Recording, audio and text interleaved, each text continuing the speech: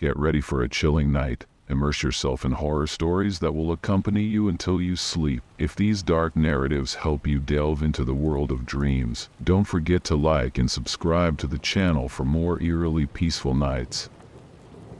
The heavy air of the night enveloped the rest home like a suffocating mantle. I was sitting in the quiet lobby, surrounded only by the soft hum of fluorescent lights and the occasional groan of the old pipes.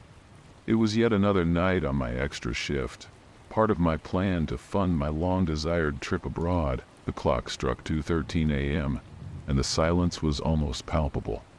The empty corridors seemed to stretch endlessly, their shadows dancing on the walls with a life of their own. I tried to focus on the paperwork in front of me, but my eyes kept wandering to the dark ends of the hallway. That's when I saw her, a frail, hunched figure at the far end of the lower corridor, her gray hair shimmering softly under the faint light. I immediately recognized the familiar profile. She was one of our oldest residents. I sighed, wondering why she was up so late. "Let's get you back to bed," I said, getting up and walking towards her. The cold floor creaked under my feet, echoing down the empty corridor. A soft voice behind me replied, "Okay." The sound made me freeze in my tracks, a chill running down my spine. Slowly, very slowly, I turned to face the source of the voice. There, sitting in a chair in front of the turned-off TV, was the same lady I had just seen in the corridor.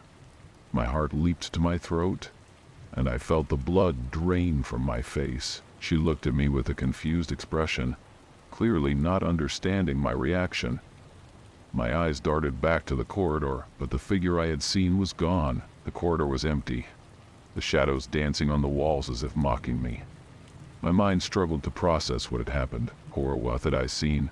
Terror began to seep into my bones, a chilling sensation spreading from my chest to my extremities. This was the kind of night shift story you hear about in places like this, but never expect to experience personally. Now here I was, living my own scary story. My heart was pounding as I stood still, torn between the empty corridor and the lady calmly sitting in the chair. The silence that had once been oppressive was now deafening. I tried to compose myself, breathing deeply and forcing a trembling smile.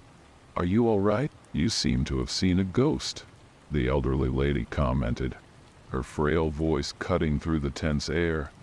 The irony of her words didn't escape me, making my stomach churn. I swallowed hard, trying to find my voice. "Hi, I thought I saw something," I stammered, my eyes still darting between her and the corridor. You've been up recently?" The words came out hesitant, dreading the answer. She slowly shook her head. "No, dear. I've been sitting here all night. Can't sleep, you know." Her gaze was gentle, but there was something in it that troubled me. As if she knew more than she was saying, I slowly walked back to my desk, my steps echoing on the linoleum floor. Every shadow seemed to move, every dark corner hiding secrets. The night shift, once just tedious, now felt laden with a sinister energy. I sat down, trying to focus on the paperwork again, but my eyes kept wandering to the dark ends of the hallway. Was it real, that figure I had seen? Or was it my tired mind playing tricks on me? This kind of thing doesn't happen in real life, right? True scary stories are just that, streets. The hours dragged on, and I kept catching myself glancing over my shoulder, expecting to see something, anything, that could explain what had happened. The lady remained in her chair, occasionally dozing off, but mostly just staring blankly at the turned-off TV. When the clock finally struck 6:00, I felt immense relief. The night shift was almost over, and soon the first rays of sun would banish the night's shadows. But there was still a question haunting me, one that I feared to ask, but knew I had to. "Ma'am," I began hesitantly, approaching her. Have you seen or heard anything strange tonight?" My heart was racing as I waited for her response. She slowly turned to me, her tired eyes suddenly seeming infinitely older and wiser. "Dear," she said softly, "in this place, the walls have memories. Sometimes they show us things we don't understand, but don't worry, they can't hurt us." Her words, though meant to comfort, sent a new chill down my spine. What memories did these walls hold? What stories could they tell? And more importantly, what else might I see before this scary night shift ended? The sun began to creep through the windows, painting the lobby with soft shades of orange and pink. Normally this sight would bring me relief, marking the end of my night shift. But today the daylight felt fragile, unable to fully dispel the shadows that had accumulated during the night. As I gathered my things, I heard footsteps approaching. It was the day shift nurse here to take over. His familiar face was a welcome sight after a night of eerie encounters and troubling questions. "How was the night?" he asked casually, hanging up his coat. I hesitated. How could I explain what had happened without sounding completely crazy? "It was interesting," I finally replied. Have you ever seen anything strange here during the night?" He paused in his task and looked at me with a curious expression. "Strange how?" I took a deep breath. "Like a person who shouldn't be there. Someone you see but who disappears in a blink of an eye." The day nurse stood still for a moment, his face a mix of emotions I couldn't decipher. Finally he spoke. "You know, there are stories about this place, stories that the older staff tell the newcomers. About nurses who still make their rounds long after they've passed away. About residents who appear in two places at once." My heart raced. "So, I'm not the only one?" He nodded. "No, you're not. This place, it holds stories, memories. Sometimes, these memories come to life in their own way, especially during the night shift." I stood there, absorbing his words. The rest home suddenly felt different. It wasn't just a place of care, but a repository of lived lives, of accumulated experiences over decades. "What am I supposed to do?" I asked, my voice barely above a whisper. The nurse smiled gently. "Do your work, care for the residents, and if you see something, well, remember that not all terror is something to be feared. Sometimes, it's just the past wanting to be remembered." As I prepared to leave, I glanced back at the corridor where I had seen the mysterious figure. In the morning light, it seemed ordinary, even welcoming, but now I knew there was more to these walls than my eyes could see. I walked out of the rest home with a new understanding. The night shifts would still bring scary encounters and tense moments, but now I saw them as part of a larger tapestry of experiences, a continuum of lives lived and stories to be told. As I walked home under the dawning sky, I realized I had found something more valuable than money for my long-desired trip. I had discovered a purpose, a connection to the past and the present, and though the nights could still be scary, I now embraced them as part of the rich tapestry of experiences that made up the life of that rest home. The true night shift horror stories were no longer something to be feared, but a constant reminder of the continuity of life, of care and compassion that transcends time. And I now was part of this ongoing story. Have you ever felt a fear so real that it made your heart almost stop? It was a cold October night, and I was alone in the shadowy basement of the city hall, a place where time stood still and horror stories come to life. When the lights went out and the sound of banging cells echoed in the dark, I realized that perhaps those stories weren't just meant to scare newcomers. Want to know what happened next? Stay with me and find out. I was 25 years old when I started working as a security guard at the city hall. With only 6 months of experience, I was still getting accustomed to the peculiarities of the night shift.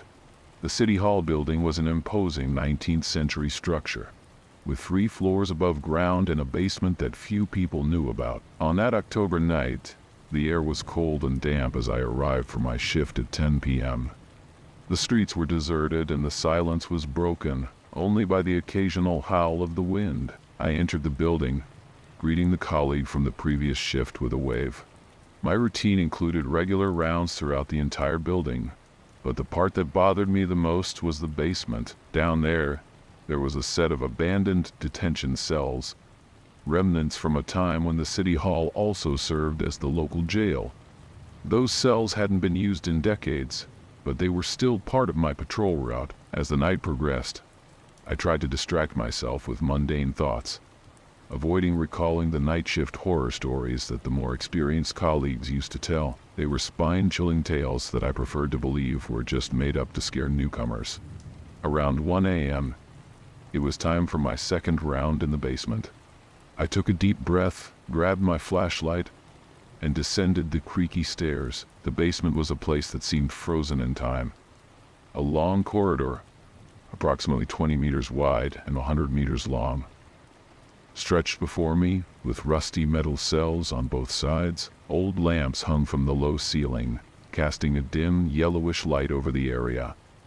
I began my inspection, walking slowly and checking each cell. The silence was oppressive, broken only by the echo of my footsteps. I was passing by the fourth row of cells when, suddenly, all the lights went out. My heart raced. I quickly turned on my flashlight and turned back towards the switch at the beginning of the corridor. As I walked, I tried to convince myself that it was just a common electrical issue, unrelated to the true scary stories I had heard. I was about to reach the switch when, inexplicably, the lights flickered back on. I stood frozen for a moment, my mind struggling to process what was happening. This is crazy, I thought. I need to get out of here. Determined to complete my round as quickly as possible, I started to walk briskly down the corridor. Glancing briefly into each cell, my heart was pounding in my chest, and I could feel the cold sweat trickling down my back. I was almost halfway when the lights went out again. This time the darkness felt denser, more menacing. And then I heard 2 cells banging shut with force. The sound echoed through the corridor, making my blood run cold. It couldn't have been the wind or a rat. That sound was unmistakable, metallic and heavy. Someone or something had slammed 2 cells shut with violence. At that moment, all of the night shift ghost stories I had heard seemed to come alive. Without a second thought, I started to run. My flashlight illuminated the way ahead, the shadows dancing on the walls as if they were chasing me. I ran like I had never run before. The corridor seemed endless, each meter an eternity. Finally, I reached the stairs and climbed them 2 at a time, almost tripping in my desperate haste. I arrived at my workstation breathless and trembling. My hands were shaking so badly that I could barely dial my supervisor's number. When he answered, my voice came out in gasps. Any electrical issues reported tonight?" His negative response only heightened my terror. If it wasn't an electrical problem, what could explain what I had experienced? The remaining 2 hours of my shift were a nightmare. Every sound made me jump, and every shadow seemed to hide a threat. I stayed at my station, unable to conduct further rounds, my thoughts a chaotic mix of fear and disbelief. When the sun finally rose and my shift ended, I left the building with shaky legs. That night completely changed my perception of the night shift, and the stories I had once dismissed as mere night shift scary stories. But the memories of that night, the sounds, the lights, the terror remain vivid in my mind. It was an experience that fits perfectly among the true horror stories that circulate among night workers. A reminder that sometimes in the darkness of the night, we encounter things that defy our comprehension. Have you ever wondered what happens in hospitals when the lights go out and silence takes over?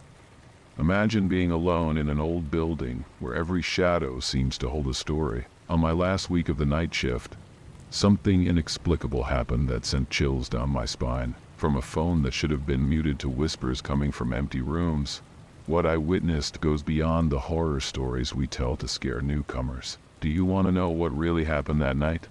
The clock struck 7 p.m. as I entered the hospital for another night shift. The fluorescent lights flickered lazily, casting restless shadows in the empty corridors. I, a 32-year-old transporter with 5 years of experience, was about to face my last week in the old building before moving to the new facilities. The hospital, built in the 1930s, exuded an aura of untold stories and buried secrets.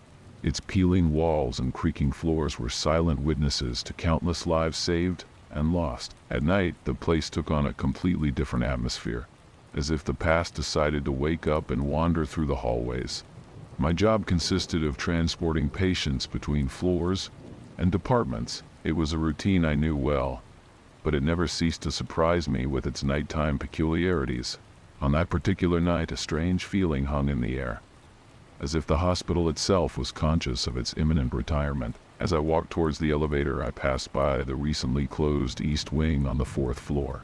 The silence there was different, denser, almost palpable. Little did I know that this area would be the setting for one of the most inexplicable nighttime horror stories I would ever encounter.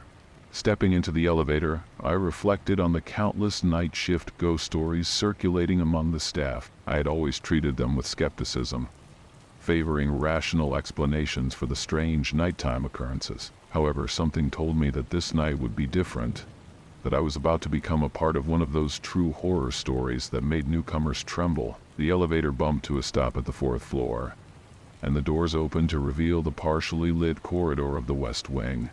My task was simple: fetch a patient for routine exams. As I made my way to the designated room, I noticed a small group of nurses standing near the nursing station, their faces pale and tense. Intrigued, I approached them. "Is everything okay?" I asked, noticing their frightened stares. One of the nurses, her hands trembling, began to recount what had just happened. They had decided to take one last look at the East Wing for nostalgia's sake, but what they found there defied any logical explanation. "The phone rang," she whispered, her voice slightly shaking. "We thought it was impossible since all the devices had been removed." She went on to describe how, driven by curiosity, she answered the call. On the other end was a confused female voice asking where she was. The conversation that followed made my blood run cold. The nurse tried to calm the mysterious caller, explaining that she was in the hospital, but when the call abruptly ended, and they checked the origin of the call, they discovered it had come from an empty room next door, visible through the window of the nursing station. As I listened to the account, a chill ran down my spine. This was one of those truly scary stories that I always believed were exaggerations or made up, but there I was, witnessing the terror in the eyes of those experienced professionals, who now sought refuge in the West Wing. The air felt heavier, charged with an unexplainable energy. The lights flickered momentarily, as if the hospital itself was reacting to the story. I tried to maintain my composure, rationalizing what had happened, but a part of me knew I had witnessed something beyond normal comprehension. "Are you sure there was no one in the room?" I asked, desperately seeking a logical explanation. They nodded in unison, their eyes still wide with fear. At that moment I realized that this night would become one of the spine-chilling night shift stories that would circulate in the new hospital for years to come. After hearing the disturbing account from the nurses, I tried to focus on the task at hand. I walked to the patient's room, my mind still processing the inexplicable events in the East Wing. The hospital felt different now, as if every shadow hid a secret, and every corner whispered night shift horror stories. Entering the room, I found the patient sitting on the bed, his face pale in the dim light of the lamp. "Are you ready for the exam?" I asked, forcing a smile. He silently nodded, his eyes fixed on a point beyond me. As I helped him settle into the wheelchair, I noticed his hands were cold as ice. On our way to the examination room, we passed by the corridor leading to the East Wing. The patient suddenly grabbed my arm with surprising strength. "Do you hear it too?" he whispered, his eyes wide with fear. I stopped, my heart racing. For a moment, I thought I heard a distant murmur, like a muffled voice coming from the closed wing. I shook my head, trying to dismiss the sensation. "It must be the wind," I replied, more to convince myself than to reassure him. But the patient didn't seem convinced. His gaze remained fixed on the darkness of the abandoned corridor, as if he saw something I couldn't perceive. I hurried, eager to leave that area behind. The corridor lights flickered again, casting strange shadows on the walls. For an instant, I thought I saw a shadowy figure in the reflection of a window, but when I looked directly, there was nothing there. Upon reaching the examination room, I handed the patient over to the technician. He seemed relieved to be away from the gloomy corridor, but still shot nervous glances at the door. As I prepared to leave, the technician pulled me aside. "Have you noticed anything strange tonight?" he asked in a low voice. "The equipment is acting weird, as if there's interference." I hesitated before answering, thinking of the terrifying night shift tales I was experiencing. "It's probably due to the relocation," I replied, trying to sound convincing, but the words rang hollow even to my own ears. Something was definitely wrong on this last night in the old hospital, and I had a feeling that the worst was yet to come. The hours dragged on as I continued my shift, each minute laden with tension. The ghost stories of night shift workers, which once seemed like mere tales to scare newcomers, now took on a new dimension of reality. The hospital, on its last night of operation, seemed determined to reveal its darkest secrets. Around 3 a.m. I was called back to the 4th floor. A patient needed to be transferred to the ICU. As I stepped out of the elevator, I noticed that the corridor lights were dimmer than usual, creating elongated shadows that seemed to move on their own. The silence was oppressive, broken only by the distant hum of medical equipment. As I approached the patient's room, I heard a sound that made my heart stop for a moment, the unmistakable ring of a phone. It was coming from the direction of the East Wing, now completely empty and dark. My mind screamed at me to ignore it and focus on my task, but my feet seemed to have a mind of their own. Slowly, I found myself walking towards the sound. With each step, the air grew colder, and I could swear I heard muffled whispers all around me. Reaching the abandoned nursing station, I saw the phony and old device that should have been removed days ago. It kept ringing, its sound echoing through the empty hallways. With a trembling hand, I reached out and picked up the receiver. "Hello?" My voice came out as a hoarse whisper. For a moment, I heard only static. Then, a female voice, the same one described by the nurses earlier, spoke. "It's time to go. All of us." At that instant, the lights flickered violently and then went out completely. I was immersed in total darkness for a few seconds that felt like an eternity. When the lights returned, the phone had vanished. I stood there, dazed, trying to process what had just happened. I ran back to the West Wing, my heart pounding. I found my colleagues in a similar state of agitation. They had all experienced something inexplicable in the last few minutes, equipment turning on by itself, doors closing, and even glimpses of figures in the corners of their eyes. When the sun finally rose, marking the end of our last shift in the old hospital, we all left together, casting nervous glances over our shoulders. The building stayed behind, its dark windows staring at us like empty eyes. That night, we all became part of the true horror stories that would haunt the new hospital for years to come. As we walked away, I couldn't help but think that the old hospital had bid us farewell in its own peculiar way. The haunted experiences of the night shift would forever be etched in our memories, a reminder of the mysteries that sometimes defy explanation. Even in the world of science and medicine, I worked the night shift as a caregiver in a nursing home. It's not a dream job, but it pays the bills. The building, a converted old hospital, already carries a heavy atmosphere on its own. On that fateful night, I had no idea that I was about to experience one of the scariest true night shift stories. The clock struck 11 p.m. as I started my usual round. The dimly lit corridor stretched ahead of me, the peeling walls whispering secrets of decades past. The smell of antiseptic couldn't quite mask the persistent odor of decay. As I walked, the sound of my footsteps echoed, mixing with the constant hum of the fluorescent lights. Suddenly, a sharp noise cut through the silence. I froze in my tracks, my heart racing. It was the unmistakable sound of metal scraping against metal, coming from the outdoor yard. My hands trembled as I approached the window, trying to decipher the shadows dancing in the darkness outside. That's when I saw him, a tall, lanky figure, cloaked in black robes that billowed in the night wind. In his bony hands he held something that glinted under the moonlight, a scythe. My blood ran cold as I realized someone was dressed as the Grim Reaper, walking through the yard and knocking on doors. Panic took hold of me.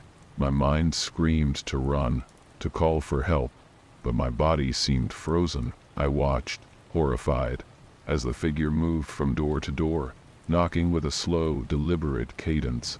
The metallic sound of the knocking echoed through the nursing home, as if announcing the arrival of death itself. The sound of the knocking continued, each thud reverberating through the empty corridors.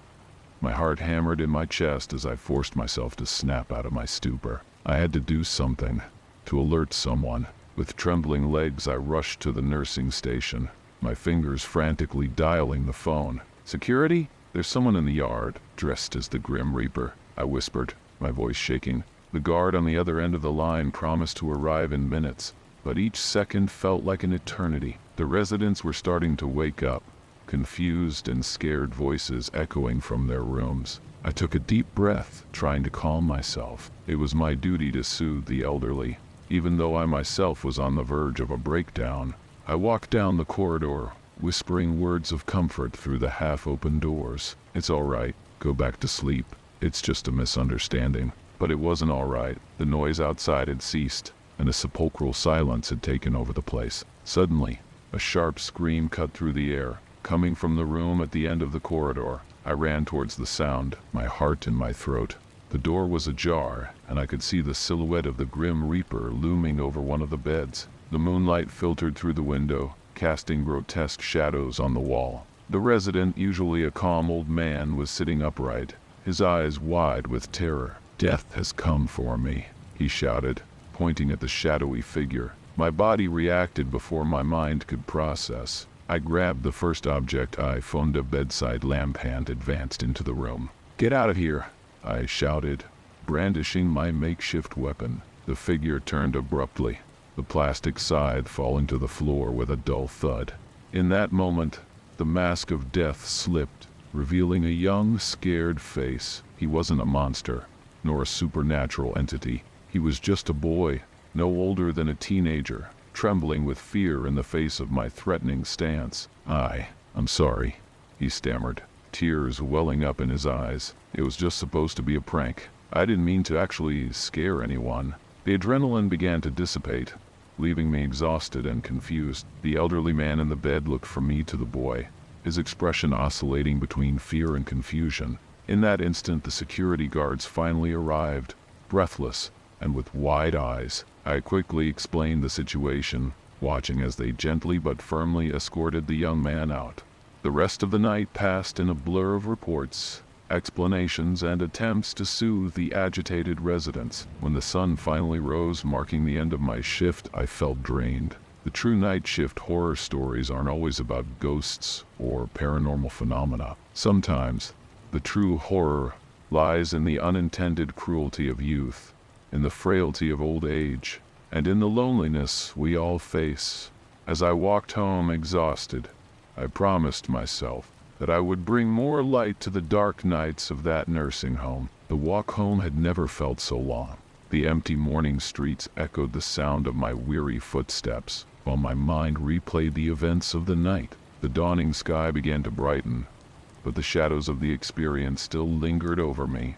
Arriving at my apartment, I collapsed on the sofa, too tired to even take off my shoes. The silence that once brought me comfort now felt oppressive, heavy with the memories of the screams and the fear I had witnessed. I closed my eyes, but the images continued to dance in my mind. The scared boy, the terrified elderly man, the distorted shadows on the nursing home walls. I realized that true terror isn't found in Grim Reaper costumes or plastic scythes. It's in the loneliness that drives a youth to seek attention in such drastic ways, and in the frailty of old age, so vulnerable in their final moments. The night shift horror had revealed more about the human condition than any ghost story could. I got up with difficulty and went to the window. The morning sun cast a golden light over the city, as if trying to erase the shadows of the night. I made a decision in that moment. I wouldn't let fear dominate me. I would go back to work the next night, determined to bring a little more compassion and understanding to that place. As I prepared for sleep, I reflected on how true scary stories often don't involve monsters or paranormal phenomena. Sometimes the real terror lies in the small cruelties, in the failures of communication, in the loneliness we all face. And perhaps I thought as sleep finally claimed me. True courage lies in facing these realities night after night, bringing a little light to the darkness. The digital clock in the corner of the room blinked 11:45 p.m. as I stepped into the office to start my night shift at the Sunnyvale Rehab Clinic. For 3 years, the night shift has been my routine at this place. The quietness that enveloped the building contrasted starkly with the turmoil of the surrounding neighborhood, creating a palpable atmosphere of tension. I settled into my desk, preparing for yet another night of endless paperwork and constant monitoring of the security cameras. The gate monitor on the left wall emitted a faint glow, while the doorbell camera occupied the opposite space. The black and white images flickered silently, a window to the outside world that separated our island of recovery from the urban chaos. I immersed myself in the paperwork, occasionally glancing at the screens out of pure instinct. It was during one of those routine checks that I spotted him for the first time. A tall, lanky man passed by the gate, his pace slow and deliberate, immediately capturing my attention. He stopped abruptly, as if he had heard a silent call, and then, with an unsettling calm, he slowly turned towards the camera. His eyes, my God, those eyes, vacant, devoid of any spark of life or recognizable emotion. It was as if he were looking through the lens directly into my soul. The expression on his face was one of morbid serenity, as if he were contemplating something beyond human comprehension. A chill ran down my spine, and I felt my stomach twist with a growing sense of dread. Forcing myself to follow protocol, I buzzed the intercom to check if he needed assistance. "Hello, sir? Can I help you with something?" My voice echoed in the silence of the night, but there was no response. He remained still, his eyes fixed on the camera, as if he could see me through it. In that moment, the scary night shift stories I had heard from more experienced colleagues took on a new and terrifying dimension of reality. The minutes dragged on like hours while the strange man continued his silent vigil in front of the camera. My heart was pounding frantically against my ribcage, a constant reminder of the fear that was seeping into every fiber of my being. The clinic's rule echoed in my mind. The clinic's rule echoed in my mind. If they're not hurt or trying to climb the fence, let them be. But how could I ignore that disturbing presence? I tried to focus on the paperwork, but my eyes were inexorably drawn back to the monitors. The man's vacant expression remained unchanged, his dead eyes fixed on the camera with an intensity that bordered on the supernatural. There was nothing paranormal about this situation, I kept telling myself. He's probably just someone under the influence of synthetic drugs. Still, I couldn't shake the feeling that I was facing something far more sinister. The hours passed, and the man hadn't moved an inch. His persistence was as disconcerting as his appearance. I considered calling the police, but hesitated. After all, he wasn't doing anything illegal, just staring. But that stare was like a weight on me, crushing my sanity bit by bit. It was as if the night shift had turned into a scary story from which I couldn't escape. At 3:45 a.m., I couldn't take it anymore. I decided to take a walk around the clinic's perimeter, hoping that a change of scenery would ease the tension that was building inside me. I grabbed my flashlight and stepped out into the chilly morning air. The neighborhood was silent, a quietness that amplified every sound. I walked slowly, my footsteps echoing off the walls of the neighboring buildings. When I reached the gate, my heart almost stopped. The man was gone. There was no trace of him anywhere. I spun around nervously, the flashlight illuminating every dark corner, but I found nothing. The relief I had hoped to feel was quickly replaced by a new kind of terror. Where had he gone? And why did his absence scare me even more than his presence? With my heart pounding, I hurried back to the office, locking the door behind me with trembling hands. The office, once a safe haven, now seemed eerily threatening. The shadows in the corners seemed deeper, more alive. I sat at my desk, my eyes fixed on the monitors. Nothing, no sign of the mysterious man. I tried to calm myself, breathing deeply and reminding myself that it was just a scary night shift experience. Nothing more. After all, I worked at a rehab clinic in a troubled neighborhood. Unsettling encounters weren't uncommon. But something about this situation felt different, more intense, as if I were living one of those true scary stories you hear around the campfire. I forced myself to get back to work, determined not to let the fear consume me. However, every few seconds, my eyes darted back to the monitors. The clock marked 4:30 when I noticed movement on the screen. My blood froze. There he was again, standing in the exact same spot, staring directly at the camera. But something was different. He seemed closer, as if he had taken a step towards the gate. His eyes, once vacant, now shone with an intensity that made me swallow hard. A slow, twisted smile formed on his lips, an expression that didn't reach his dead eyes. In that moment, I understood that this night of true terror was far from over. The man's eerie smile on the screen paralyzed me. My fingers trembled over the keyboard as I debated whether to call the police. The clinic's rule of non-interference echoed in my mind, but the instinct to call for help was overwhelming. The doorbell camera flickered, indicating movement. My heart almost stopped when I saw the man approach the gate.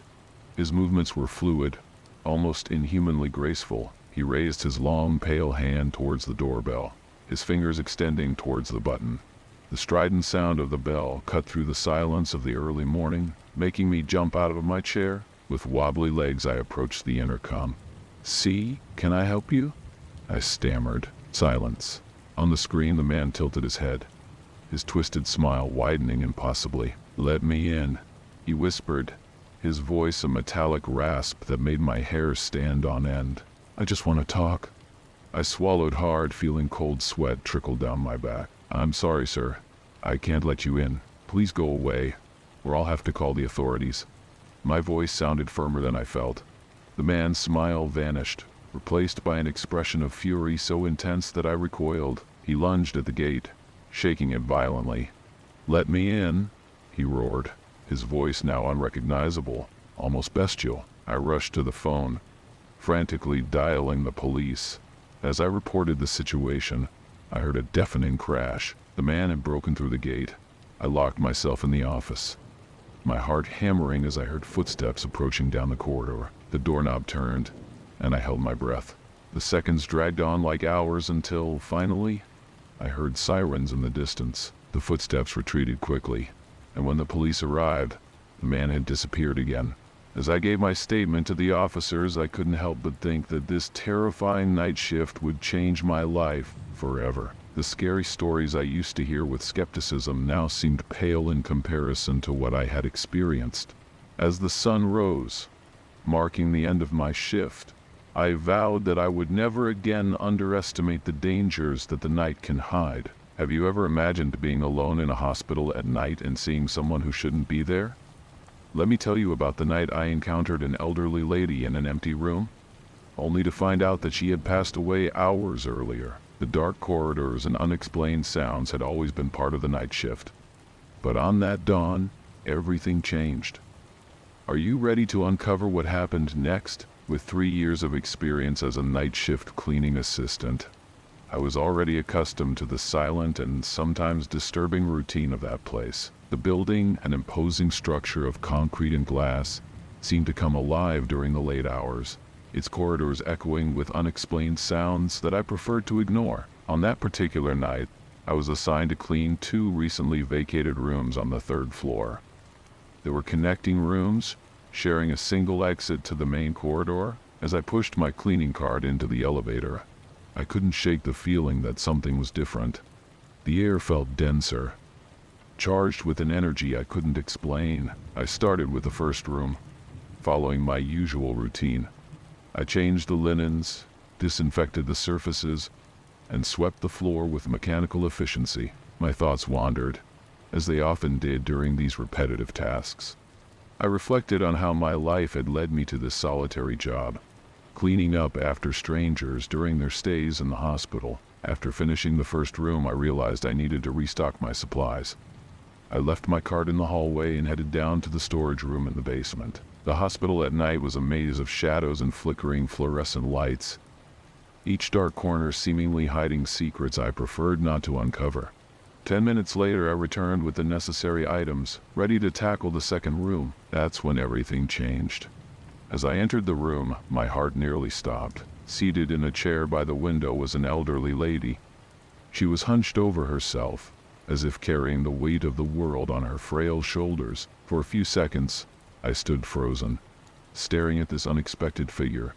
My mind struggled to process the situation. It was odd that a new patient had already been placed there, especially without any notification. But before I could react, 2 nurses appeared in the doorway, their expressions of shock matching my own confusion. The nurses looked at me with a mixture of curiosity and apprehension. "Were you sitting in the chair?" one of them asked, her voice trembling as she broke the oppressive silence of the room. Confused, I replied that I hadn't. explaining about the elderly lady I had seen just moments earlier. The nurses exchanged worried glances, their faces paling visibly under the cold light of the room. Intrigued and a bit frightened, I decided to check for myself. I took a few hesitant steps towards the chair, my heart racing with each movement. To my astonishment, the seat was empty. The lady had vanished without a trace. A chill ran down my spine as I tried to comprehend what was happening. There was no way she could have left the room without me seeing. Harry was blocking the only exit. The nurses, still visibly disturbed, began to ask rapid questions about the woman's appearance. I described her as best I could. Gray hair, wrinkled face, faded floral dress. As I spoke, I noticed the nurses growing paler. One of them muttered something about checking the hospital records, while the other remained in the room with me, her eyes nervously scanning every corner of the space. At that moment, I began to sense the weight of the true night shift horror stories I had heard over the years. I had always dismissed them as exaggerations or the fertile imagination of tired colleagues. But now, standing in that seemingly empty room, I couldn't help but question everything I believed to be real. The silence of the hospital seemed to amplify each beat of my heart, each ragged breath.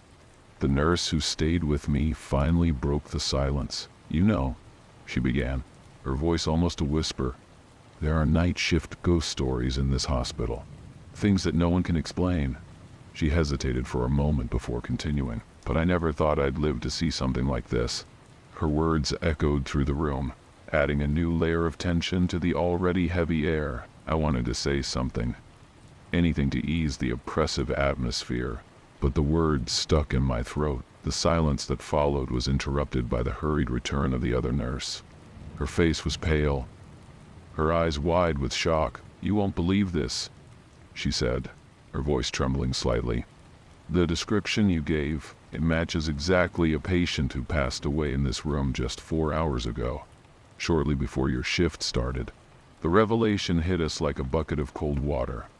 My mind spun, trying to process the information. The spine-chilling night shift stories I had heard over the years suddenly felt much more real and close to home. A shiver ran down my spine as I looked back at the empty chair, half expecting to see the elderly lady materialize before my eyes. The nurses began to quietly discuss among themselves, their eyes darting nervously around the room. I stood motionless, feeling as if my feet were rooted to the floor. The atmosphere in the room had changed drastically. The air felt heavier, charged with an energy I couldn't explain. It was as if the room itself was aware of our presence and the extraordinary event that had just occurred. As the nurses continued their hushed conversation, my mind wandered to all the other nights I had spent in this hospital. How many times had I ignored that feeling of being watched, attributing it to fatigue or an overactive imagination? The truly scary night shift stories I heard from other staff members now took on a new dimension of reality. Suddenly, a soft sound caught my attention. It was almost imperceptible, like the rustle of fabric. I turned slowly, my heart pounding. For a brief moment I thought I saw a translucent figure near the window, but when I blinked, it was gone. The nurses seemed to notice something too. As they stopped their quiet conversation, their eyes fixed on the same spot I was looking at. At that instant, I realized that this night would mark a before and after in my life. The true horror stories of the night shift that I'd previously dismissed as fiction were now part of my reality. The hospital, which I knew so well, suddenly felt like a completely different place, filled with mysteries and secrets I had never imagined. As I exchanged glances with the nurses, I understood that we were bound by this incredible experience. A story that few would believe, but that would forever change our perception of the world around us. The hours that followed seemed to drag on indefinitely.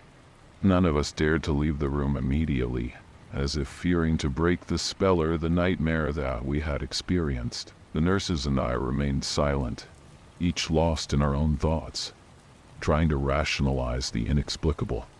As the night progressed, I began to reflect on all the other nights I had spent in this hospital. How many times had I ignored that feeling of being watched, attributing it to fatigue or an overactive imagination? The truly scary night shift stories I heard from my colleagues always seemed exaggerated, but now I was part of them. The reality of what we had witnessed hung over us, impossible to ignore or explain away. Slowly, we started to share our previous experiences. One of the nurses mentioned hearing footsteps in empty corridors, while the other spoke of medical equipment that seemed to operate on its own in the middle of the night. Each story added to the sense that the hospital held more secrets than we had ever imagined. The terrifying night shift tales came to life in our words, each account more chilling than the last. As the sky began to brighten, bringing the first rays of sunlight through the hospital window, I felt a subtle shift in the atmosphere. The tension that had enveloped us seemed to dissipate gradually, as if the daylight chased away the shadows of the night and their mysteries. I looked at the nurses and saw the same relief in their eyes that I felt. We had survived one of the true night shift horror stories, and the dawn brought with it a long-awaited sense of normalcy. As we prepared to leave the room and resume our routines, I realized that something within me had fundamentally changed. The haunted night shift experiences were no longer just stories to me, they were a reality I had lived through. The hospital, with its silent corridors and empty rooms, would never be the same to my eyes. I left the room with a new understanding of the world around me, aware that there is more between heaven and earth than our philosophy can explain. The night shift horror stories I once dismissed are now part of my own story, an experience that I will carry with me forever, forever changing my perception of what is possible in this mysterious and sometimes frightening world we live in. The clock struck 10:40 p.m. as I entered the college building. The campus, usually bustling during the day, was now enveloped in a sepulchral silence. I was the only technician on the night shift, responsible for keeping the systems running and troubleshooting any issues that arose in the classrooms. I walked down the empty hallways, my footsteps echoing off the walls. The air was heavy with an inexplicable tension, as if the building itself held secrets that only revealed themselves after dark. I took a deep breath, trying to shake off the uncomfortable feeling. After all, they were just night shift horror stories that colleagues liked to tell to scare the newcomers. I checked my task list and saw that I needed to install software in a room I had never visited before. It was a simple task, something I could do with my eyes closed. Little did I know that this night would become one of the truly scary experiences of my life. As I approached the designated room, I noticed something strange. The hallway seemed darker than usual, the shadows denser. I shook my head, dismissing these thoughts. They were just tricks my tired mind was playing on me. After all, inexplicable night incidents didn't happen in real life, right? With a determined sigh, I turned the doorknob and stepped into the room. Darkness enveloped me like a cloak, but I didn't bother to turn on the lights. I was used to working in the dark, and my eyes would soon adjust. I confidently made my way towards the instructor's computer, ready to begin my work, and that's when everything changed. Suddenly, I froze in the middle of the room. A chill ran down my spine, and the hairs on the back of my neck stood on end. Something was wrong, terribly wrong. I felt watched. No, surrounded. It was as if dozens of eyes were fixed on me, piercing the darkness. My heart raced, pounding so hard I could hear it echoing in the stillness of the room. Slowly, ever so slowly, my eyes began to adjust to the dim light, and that's when I saw them. All around the room, emerging from the walls like a macabre vision, were hospital beds, and on each bed sat a motionless figure, their eyes fixed on me. "Oh, I'm sorry," I instinctively shouted, my voice trembling with fear. I took a step back, ready to flee this nightmare scenario. But then, in a flash of lucidity, reality imposed itself. They weren't real people, but plastic dummies. I was in a nursing classroom.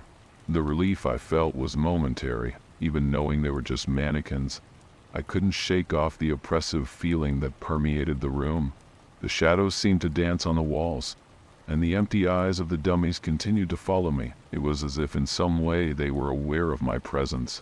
I forced myself to take a deep breath and focus on the task at hand. "They're just dummies," I muttered to myself, trying to calm my nerves. But as I approached the instructor's computer, I couldn't help but notice how the silence seemed to thicken. as if the very night was holding its breath. That promise of just another paranormal night shift was turning into one of the true horror stories I tried so hard to avoid.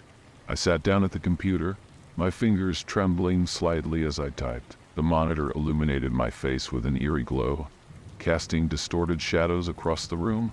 I tried to focus on the software installation, but my eyes kept drifting to the dummies around me. Suddenly, an almost imperceptible sound made me freeze.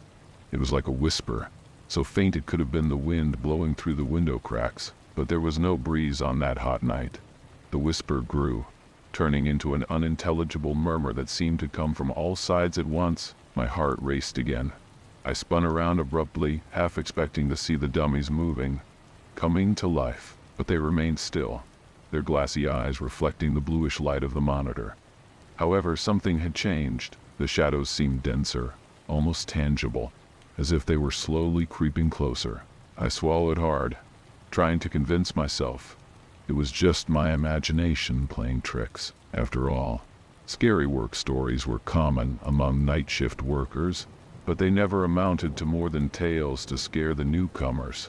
I refused to believe I was living one of them. I forced myself to get back to work, typing furiously to finish the installation as quickly as possible.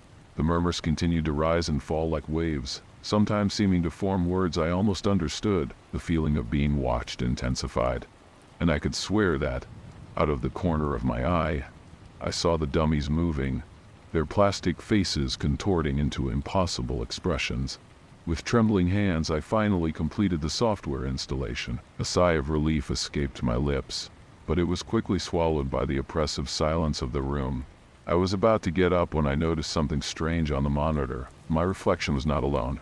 Behind me, where there should have been only an empty wall, a shadowy figure was materializing. Tall, slender, and with no distinct face, it seemed to be made of the very shadows that danced across the room.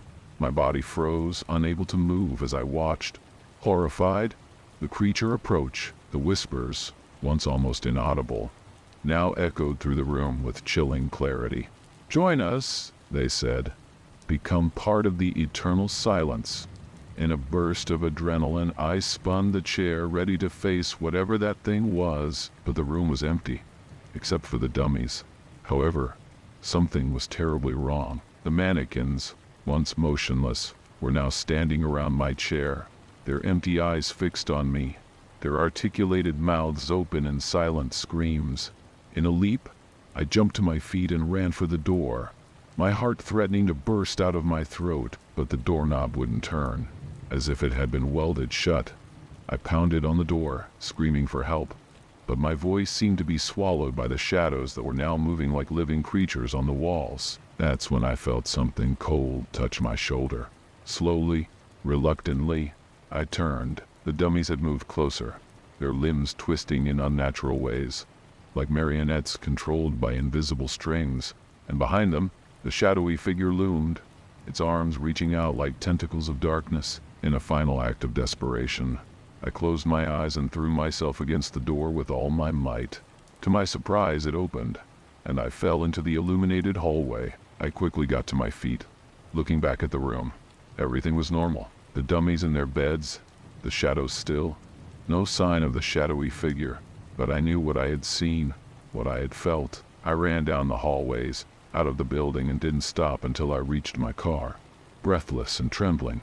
That night I learned that some night shift horror stories are not just stories, and that sometimes the campus silence hides secrets that are best left in the shadows.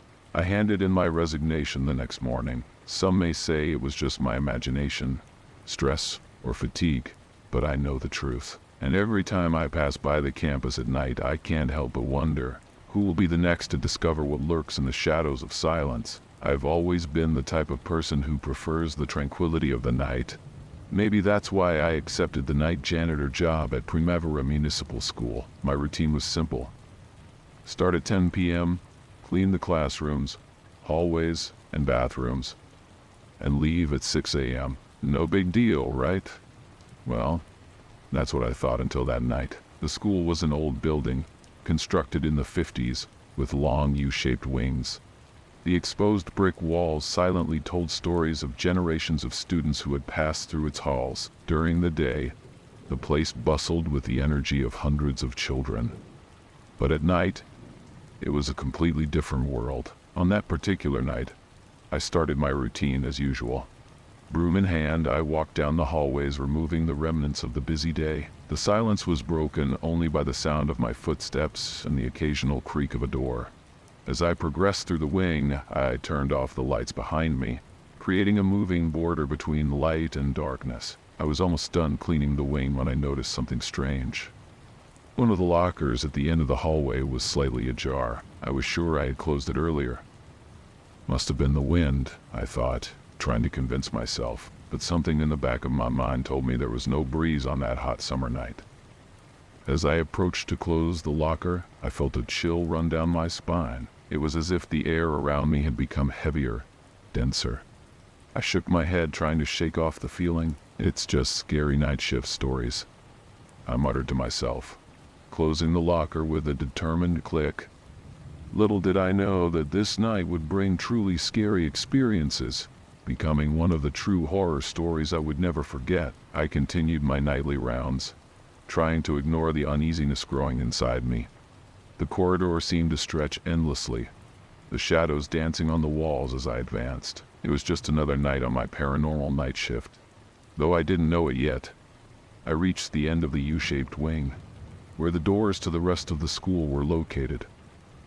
My hand trembled slightly as I turned the key in the lock, the metallic sound echoing in the sepulchral silence.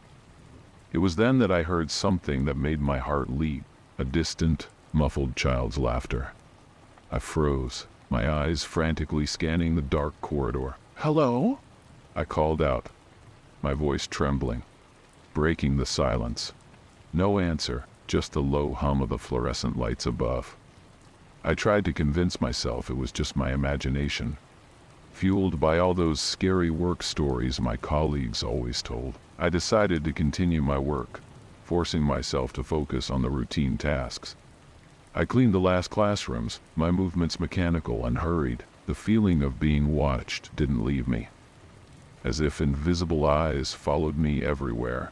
"It's just really scary nighttime stories messing with my head," I muttered to myself, a mantra to ward off fear. I was about to turn off the lights in the last hallway when it happened. A sudden movement in the corner of my eye made me turn abruptly. For a moment I swore I saw the dark silhouette of a child running back and forth in the corridor. My heart raced, adrenaline flooding my system. It couldn't be real. I had locked all the doors, checked every room. I was alone in the building, or at least I should have been. Panic took over. My breathing became rapid, and I could feel cold sweat trickling down my forehead. This was the kind of night shift terror I had always feared but never believed I would actually experience. With trembling hands, I grabbed my cell phone, ready to call for help, but hesitated. What would I say? That I saw a ghost child in an empty school. Gathering all my courage, I decided to investigate. I slowly walked down the hallway, my footsteps echoing in the oppressive silence. Every shadow seemed to move. Every noise made my heart jump. I reached the spot where I thought I saw the figure, but there was nothing but emptiness and darkness. That's when I heard it. A soft, almost imperceptible sound. It seemed to come from one of the classrooms. I cautiously approached, my hand hesitating on the doorknob. With a quick movement, I opened the door. The room was dark, illuminated only by the faint light coming from the hallway. And there, in the back of the room, I saw something that froze my blood. A small figure was crouched in the corner, its back to me. It didn't move. It made no sound. My mind screamed for me to run, but my feet felt glued to the floor. Slowly, very slowly, the figure began to turn. I wanted to close my eyes, wanted to run, but I was paralyzed. When the figure finally turned completely, I found myself face to face with what appeared to be a child. But before I could process what I was seeing, a sinister smile spread across its face, an expression that didn't belong on any normal child. In the blink of an eye, the figure rushed towards me, passing by like a cold gust of wind. I stood in shock, unable to move, as I heard multiple laughs echoing down the hallway. intensifying and multiplying. It was as if dozens of children were laughing at the same time, the sound coming from everywhere and nowhere all at once. I stood paralyzed, my body shaking uncontrollably, not knowing what to do in the face of these inexplicable night incidents. The laughs continued to echo through the corridors, a cacophony of childish voices that seemed to come from everywhere and nowhere at the same time. My body finally reacted, propelled by pure survival instinct. I started running, my feet pounding against the linoleum floor, the sound mixing with the ghostly laughs. My mind went blank, dominated by terror. I couldn't think, couldn't reason. All I knew was that I needed to get out of there as fast as I could. The scary stories at work that once seemed so distant now became my reality on this paranormal night shift. I turned a corner and almost slipped, my shoes sliding on the freshly waxed floor. The laughs seemed to be getting louder, closer. I looked over my shoulder, half expecting to see a horde of ghostly children chasing me. But the corridor behind me was empty. Still, I could feel a presence, as if something was approaching, about to reach me. Finally, I spotted the exit doors. My hands were trembling so much that I could barely fit the key into the lock. "Come on, come on," I muttered desperately, turning the key. The click of the lock was the sweetest sound I had ever heard. I pushed the door open with all my might and rushed out into the cool night air. The contrast between the silence of the night and the chaos inside the school was shocking. The laughs abruptly stopped as I crossed the threshold. I ran to my car, got in, and locked the doors, my chest heaving as I tried to catch my breath. I looked at the school, now silent and seemingly normal, but I knew I would never see that place the same way again. I started the car with still shaking hands and drove out of the parking lot as fast as I could. As I drove home, I tried to process what had happened. They were truly scary experiences I had lived through. The kind of thing you read about in true horror stories, but never expect to experience yourself. The next day, I handed in my resignation letter. No amount of money would be worth going back to that place. The really scary nighttime stories I used to hear with skepticism now had a new meaning for me. I had survived my own night shift horror story, and I was determined for it to be the last. To this day, I can't explain what happened in that school. Maybe some things are better left in the shadows, unexplained, but one thing is certain. I never underestimated the power of the unknown again, especially when night falls and the shadows come to life. Have you ever heard a sound that shouldn't exist? Well, I also thought it was just a joke, until that night at the church.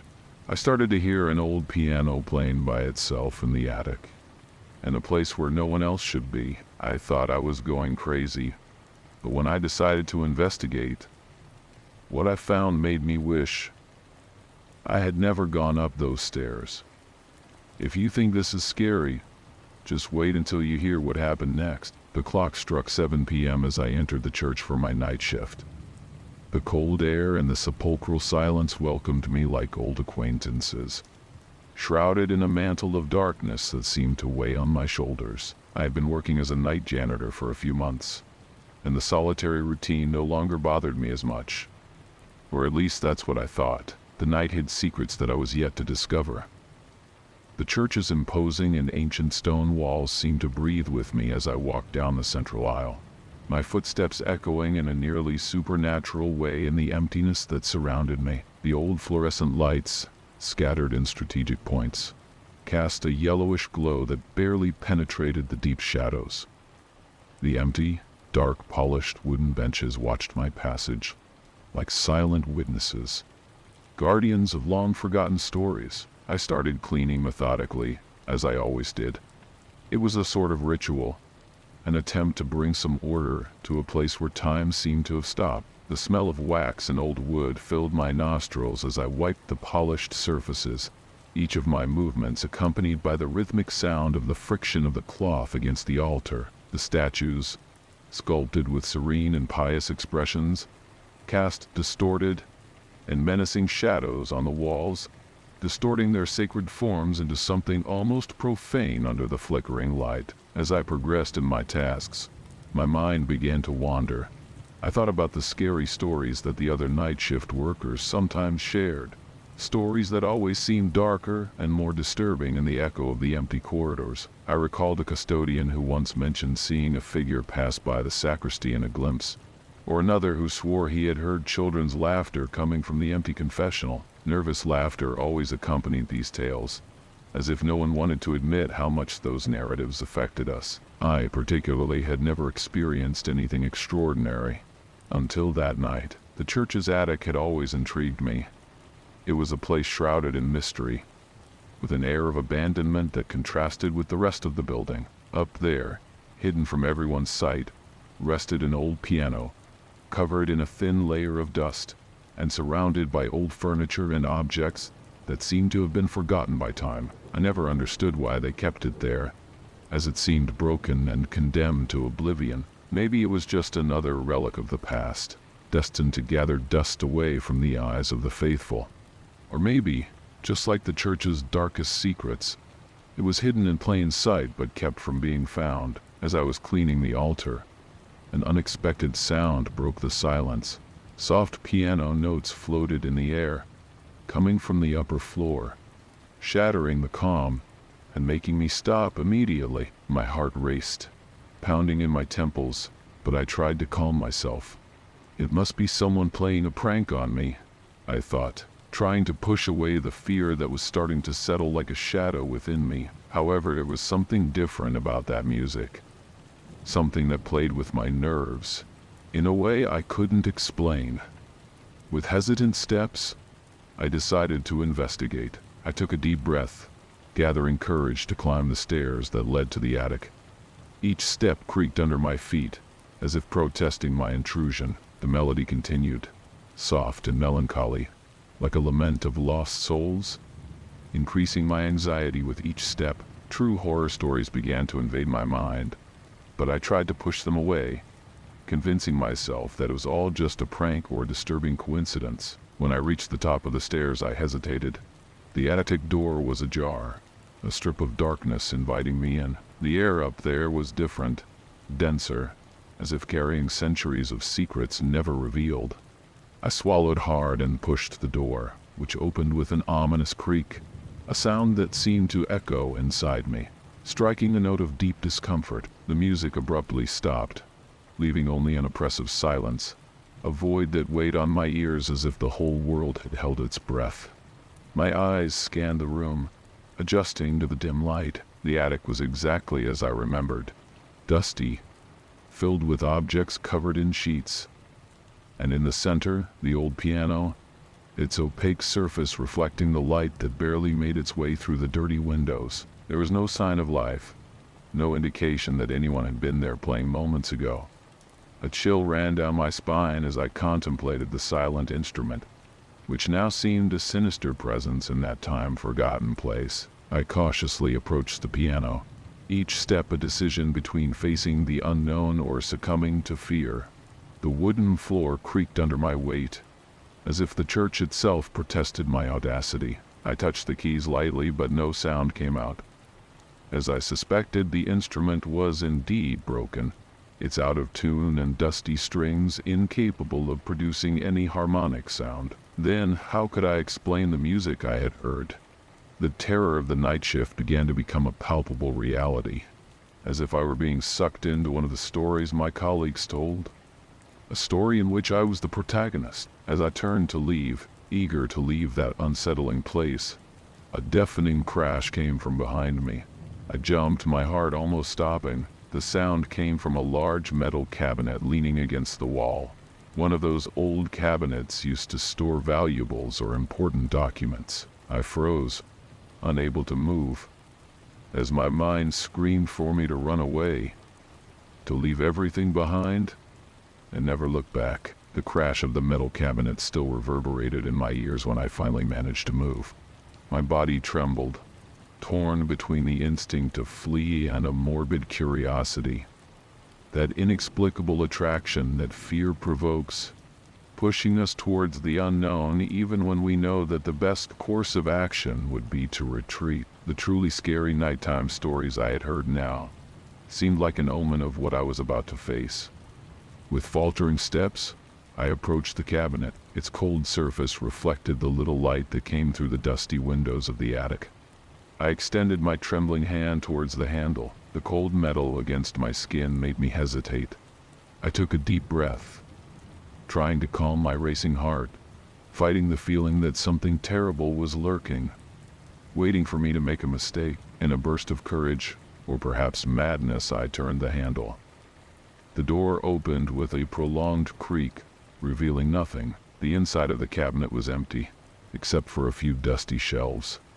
I sighed in relief, almost laughing at my own paranoia. But then, I noticed something strange.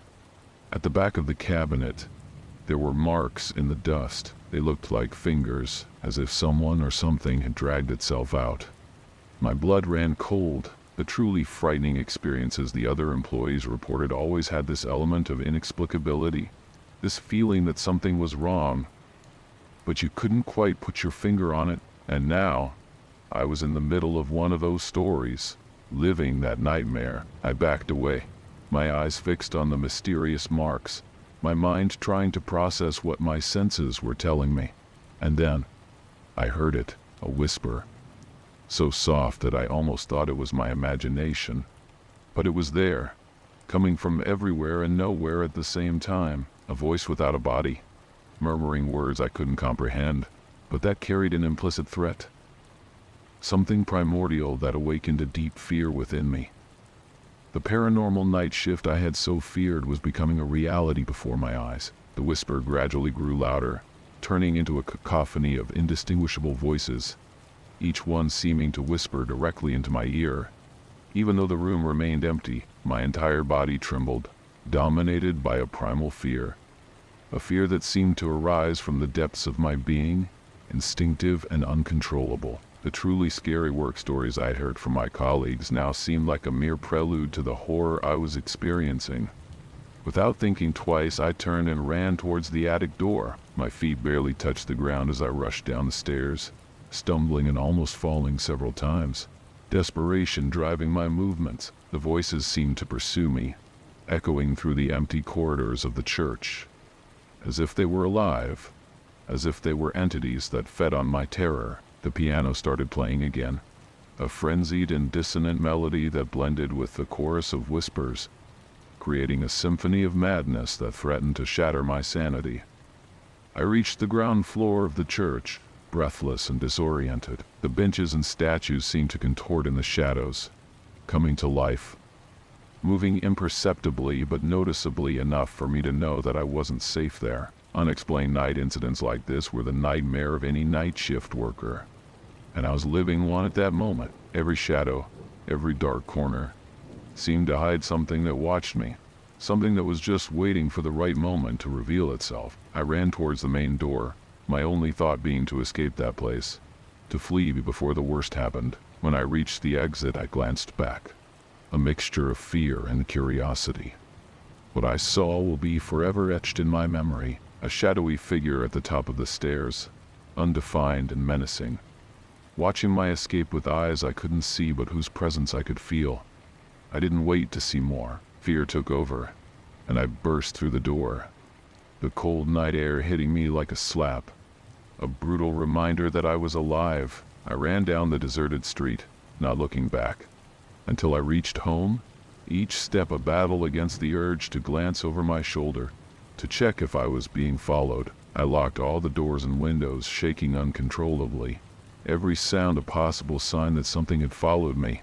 That night I vowed never to return to that church, especially during the night shift. The truly scary experiences I had in that place convinced me that there are things in this world that defy rational explanation. The terror of the night shift became too real for me, and ever since, I avoid working after sunset. Some doors once opened cannot be closed, and some mysteries are best left unsolved. On that fateful night, I fell asleep on the living room couch, exhausted after a long day at work. My husband had already retired upstairs, leaving me enveloped in the comforting silence of our home. The clock on the wall read just past midnight when, suddenly, I was jolted awake by a strange and unsettling feeling. As I opened my eyes, I found myself face to face with an unknown man. His eyes fixed on me with an unnerving intensity. My heart raced, and my blood ran cold. This was one of those true scary stories I had never imagined experiencing. The stranger, noticing that I had woken up, leaned slightly towards me and, in a calm and controlled voice that contrasted with the horror of the situation, said, "The guy upstairs was sleeping deeply." His words sent a wave of terror throughout my body. He had not only broken into our house, but had also gone upstairs and seen my husband sleeping. Paralyzed by fear, I struggled to process what was happening. My mind, still groggy from being abruptly awakened, desperately searched for a way out of this surreal situation. The psychological terror that took hold in that moment was indescribable. A mix of fear, vulnerability, and disbelief. Mustering all the courage I could, my voice trembling, I ordered the intruder to leave. To my surprise and relief, he obeyed without hesitation. With silent steps, he glided towards the back door, likely the same way he had entered, and disappeared into the darkness of the night. I remained frozen on the couch, barely able to believe what had just transpired, my heart still pounding in my chest. After the intruder left, I stayed motionless on the sofa, my body rigid with fear. The silence of the late hour seemed to amplify every small noise in the house, turning them into potential threats. My mind was racing, reliving the moments of terror I had just experienced. This was one of those true horror stories one never expects to encounter. Slowly, I began to regain control over my trembling body. My first instinct was to rush upstairs and wake my husband, but fear kept me glued to the sofa. What if the intruder was still nearby? The real-life terror I was facing was far scarier than any fictional story I had ever heard. With shaking hands, I grabbed my phone from the coffee table. I considered calling the police, but hesitated. What if the sound of the call alerted the intruder? As I debated with myself, my eyes frantically scanned the room, searching for any suspicious movement in the shadows. Every dark corner seemed to hide a potential threat. The clock on the wall continued its relentless ticking, reminding me that time was passing, even though it felt like it had frozen for me. Minutes dragged on like hours, and I remained there, torn between the desire to act and the paralyzing fear that held me captive. The house that had always been my refuge now felt like a perfect setting for scary stories. As the initial adrenaline began to wear off, other questions started to arise in my mind. How did he get in? Why did he choose our house? What would have happened if I hadn't woken up? These unanswered questions joined the chorus of unsolved mysteries that now haunted our once safe and welcoming home. The hours crept by as I remained motionless on the sofa, my senses on high alert. Every creak of the floor, every whisper of the wind through the windows made me flinch. The darkness that had once brought me comfort now seemed to harbor 1,000 dangers. I was living one of those true terrifying stories I never thought I'd experience. Finally, I gathered the courage to get up. With hesitant and silent steps, I began to check each room on the ground floor. My heart was pounding so hard I feared its sound might attract the intruder back. The kitchen was empty, the back door locked, the dining room too was deserted. Still, the psychological terror persisted, making every shadow seem like a threat. Climbing the stairs was a trial. Each step felt like climbing a mountain. The upstairs hallway was bathed in darkness, and I feared what I might find. When I reached the bedroom, I saw my husband sleeping soundly, oblivious to the nightmare I had just lived through. For a moment I hesitated to wake him, afraid that my voice might attract the intruder back. With a trembling hand I touched my husband's shoulder. He woke with a start, confused by my panicked expression, and whispers interrupted by my tremors. I told him what had happened. His initial disbelief quickly turned into deep concern. Together, we decided to call the police, no longer able to bear the uncertainty and fear alone. The wait for the police to arrive was agonizing. Each minute felt like an eternity. When the sirens finally approached, I felt a mix of relief and apprehension. As the officers examined our house, a terrifying revelation came to light. The lock on the back door had been skillfully tampered with, leaving no visible marks. The intruder was no amateur. He had experience breaking into homes. This discovery only intensified our fear and made us question the safety we thought we had in our own home. As the first rays of dawn began to filter through the windows, the terror of the previous night still hung heavily over us. The police had left, after taking a detailed report and providing us with some security recommendations. We were alone again, but the feeling of vulnerability remained. This was undoubtedly one of the most intense, scary stories I had ever lived through. My husband and I spent the following hours in a state of constant alert. We checked and reinforced every lock, every window. We discussed the possibility of installing a security system, cameras, anything that could give us a sense of protection. But deep down, we knew our peace of mind had been irrevocably shaken. As the day progressed, we started receiving calls from curious neighbors who had noticed the police activity during the night. Sharing our experience was difficult, but it also served as a warning to the community. We learned that similar incidents had occurred in the area, though none as disturbing as ours. It was as if we were living in one of those unsolved mysteries that had intrigued us before, but now terrified us. As night approached once again, the fear within me grew. The idea of falling asleep, of becoming vulnerable again, was almost unbearable. My husband suggested we spend the night in a hotel, but I refused. Something inside me refused to be driven out of my own home by fear. That night, lying in our bed, eyes wide open and ears alert to every sound, I realized that the true terror was not in the break-in itself, but in what it had left behind. The intruder had not taken any valuables, but he had stolen something far more precious: our sense of security, our peace of mind. As the clock ticked away the late-night hours, I understood that this real-life horror story would not end with the dawn. Its effects would linger, shaping our lives in ways we couldn't yet predict. Fear had become our new companion, a constant reminder that real-life terror can be closer than we imagine, lurking in the shadows of our own home. It was a night like any other in our quiet suburban home. My wife had gone out with our young son, leaving me alone to finish up some pending work. The tranquility of the house was comforting, allowing me to focus on the tasks at hand before the end of the day.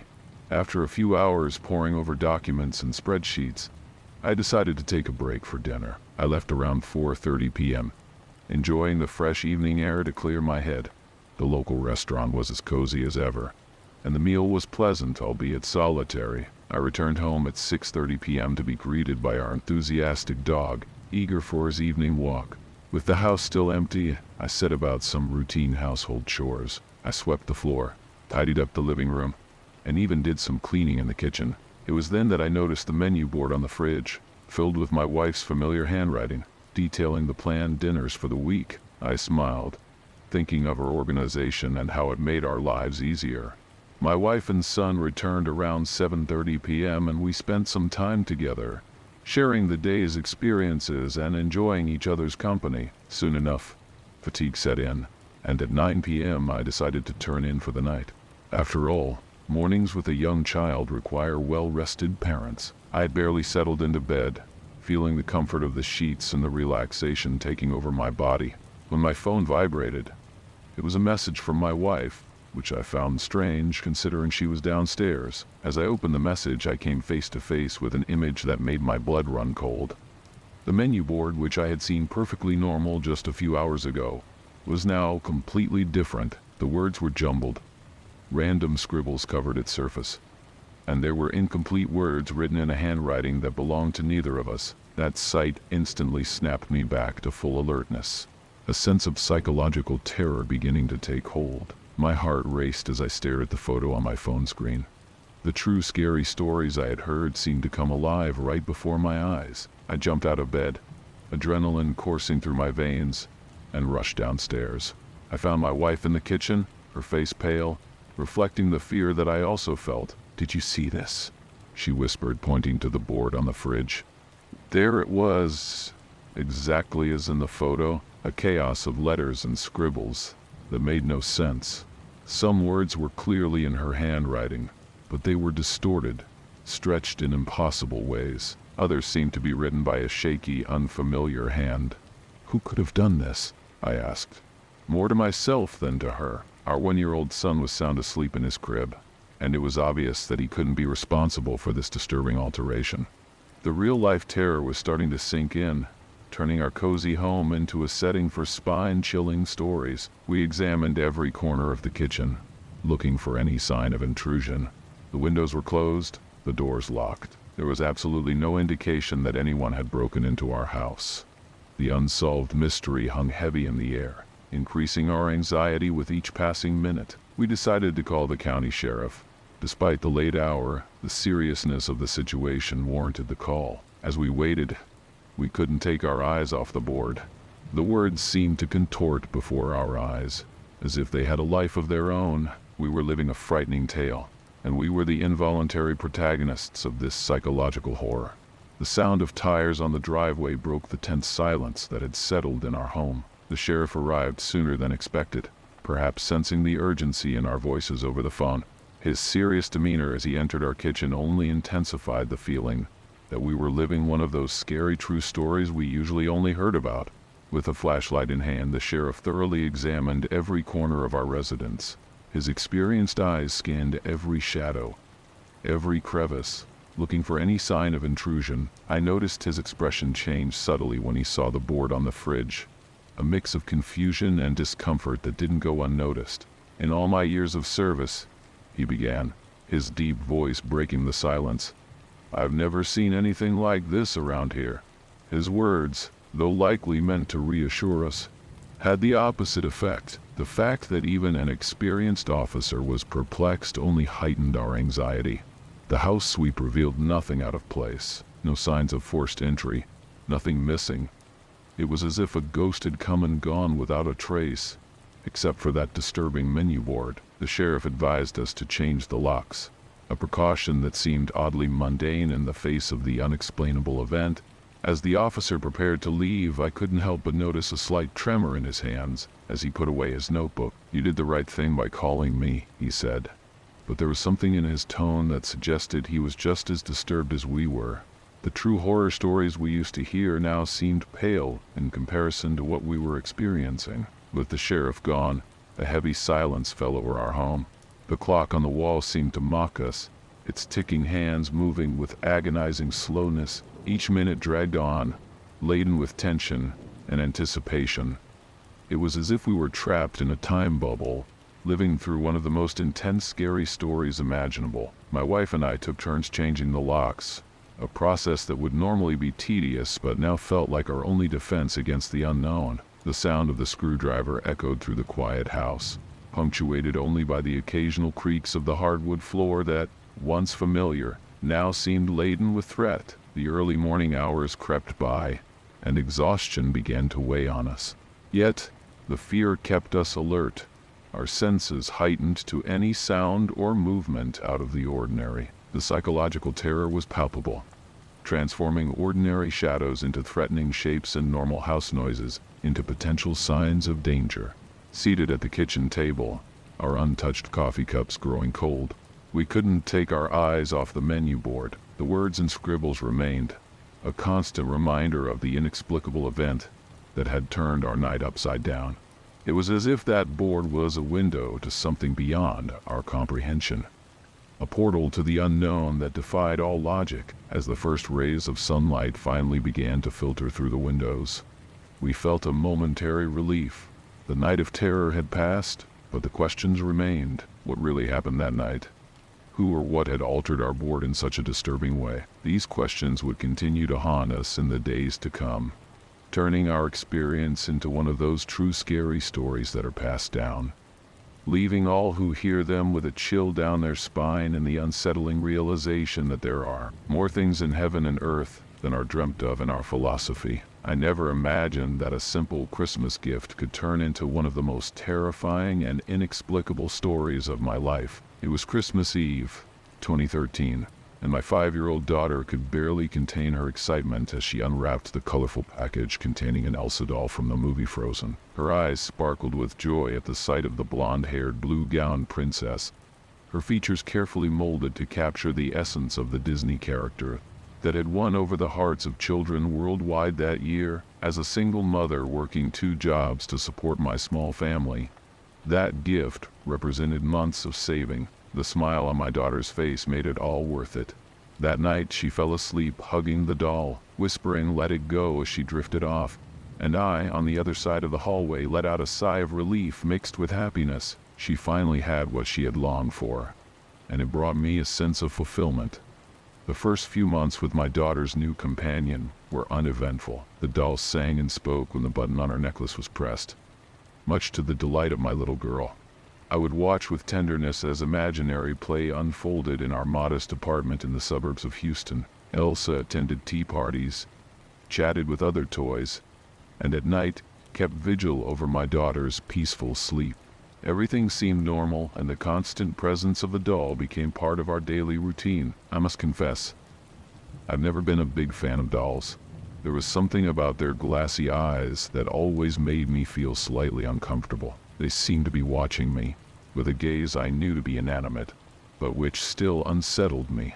However, seeing my daughter's happiness was more important than any personal misgivings. Besides, I reasoned, it was just a harmless toy, right? Little did I know that this seemingly innocent doll would become the epicenter of a series of inexplicable events that would challenge my sanity and turn our lives into a frightening tale worthy of the most disturbing accounts of psychological horror. Time passed, and routine settled in our home. I worked during the day, took care of my daughter at night, and the Elsa doll remained her inseparable companion. Sometimes, she even brought the doll to the dinner table, placing it next to her plate, insisting that Elsa be present in every aspect of her life. It was about 2 years later that I noticed the first anomaly, something I initially dismissed as imagination, but which would soon become the prelude to a nightmare that would transcend the boundaries of reality. On a particularly exhausting night, I woke up startled.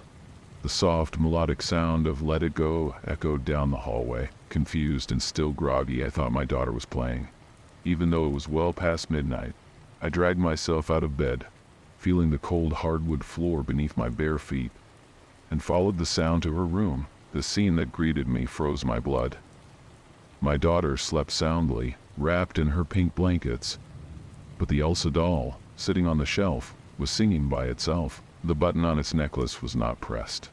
I stood in the doorway, blinking several times, certain that I was having a fatigue-induced hallucination. As I approached, the music abruptly stopped, leaving an oppressive silence in the room.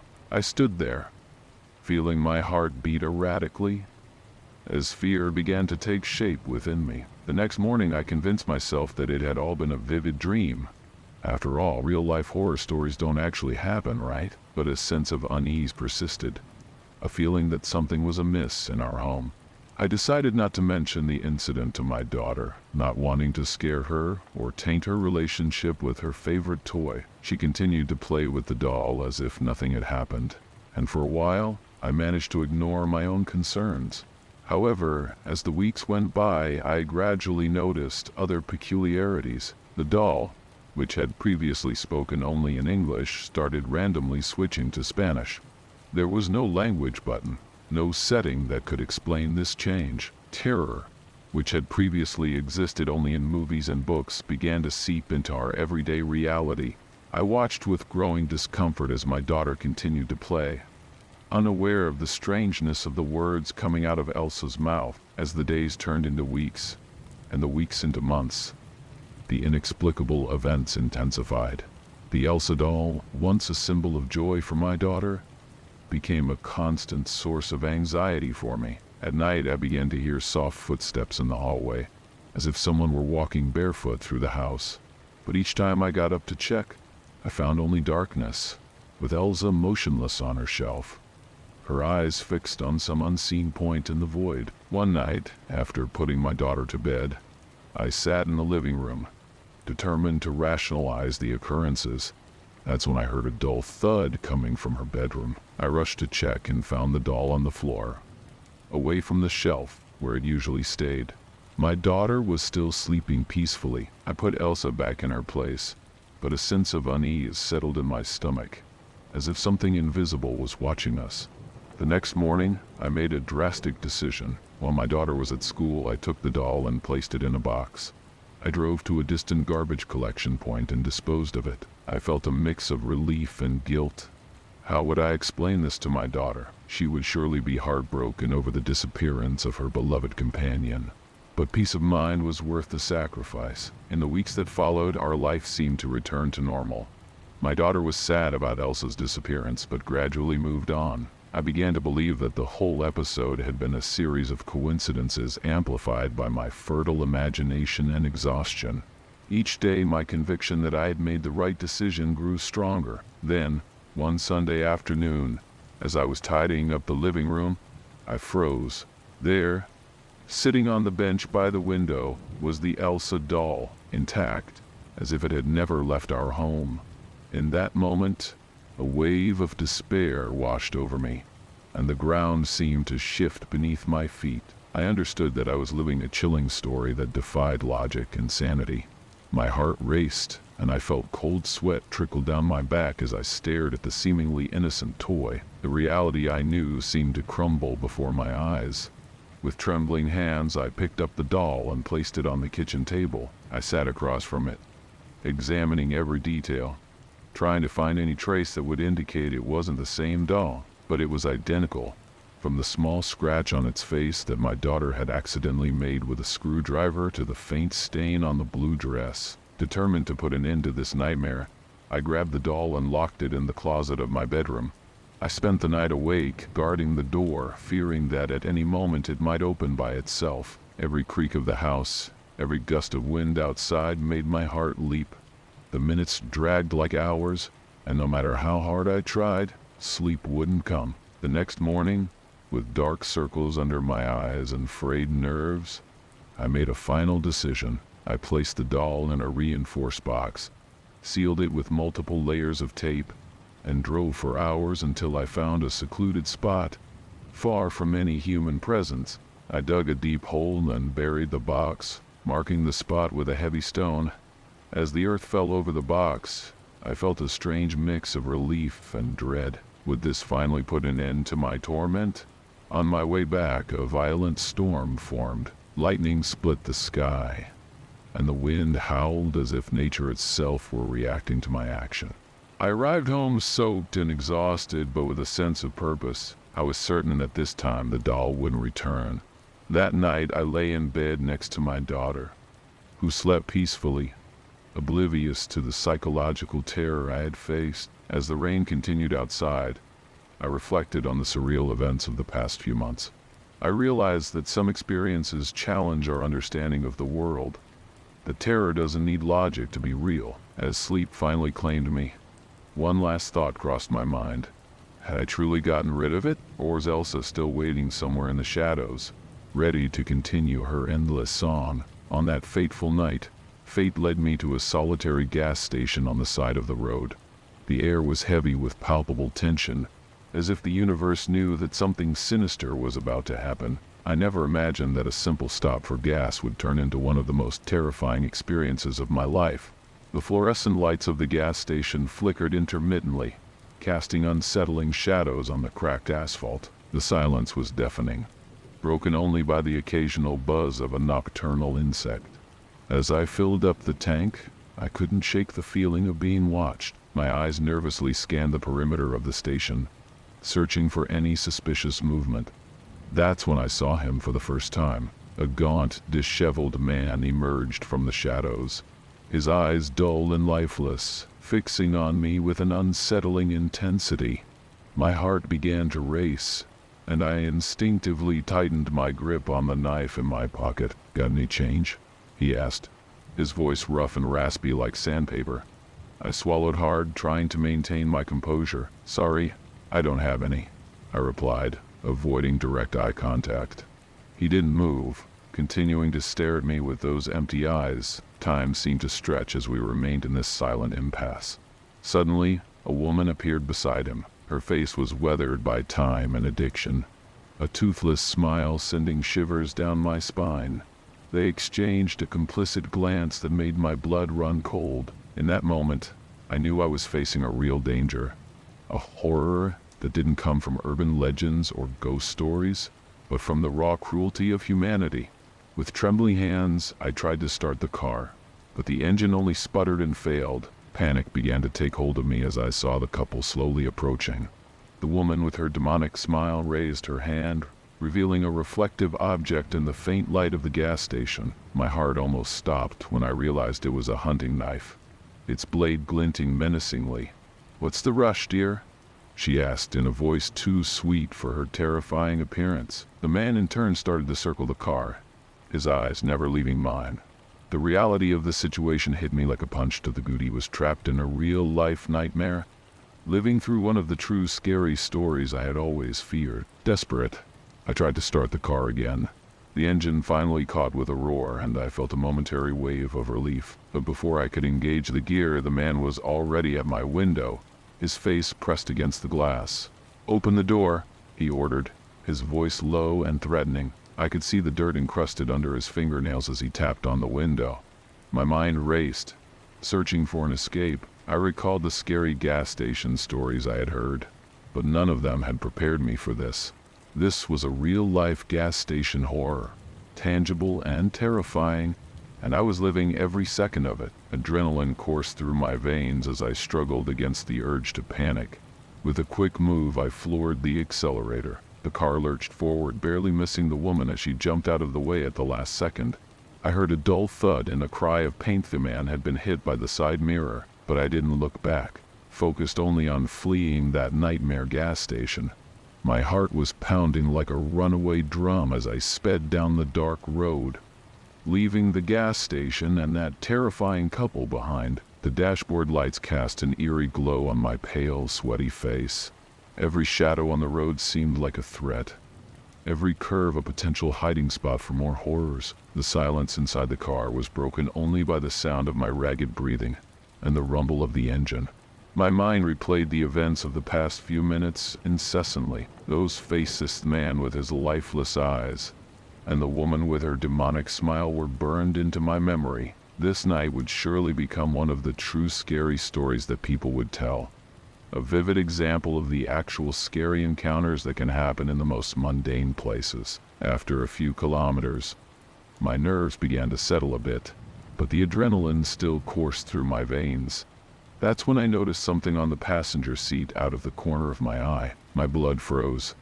There, glinting under the intermittent light of the road's poles, was the woman's knife. Somehow, during the confusion of my escape, it must have fallen into the car. Panic threatened to take hold of me again. What if they were following me? What if the police stopped me and found the knife? My mind conjured increasingly terrifying scenarios.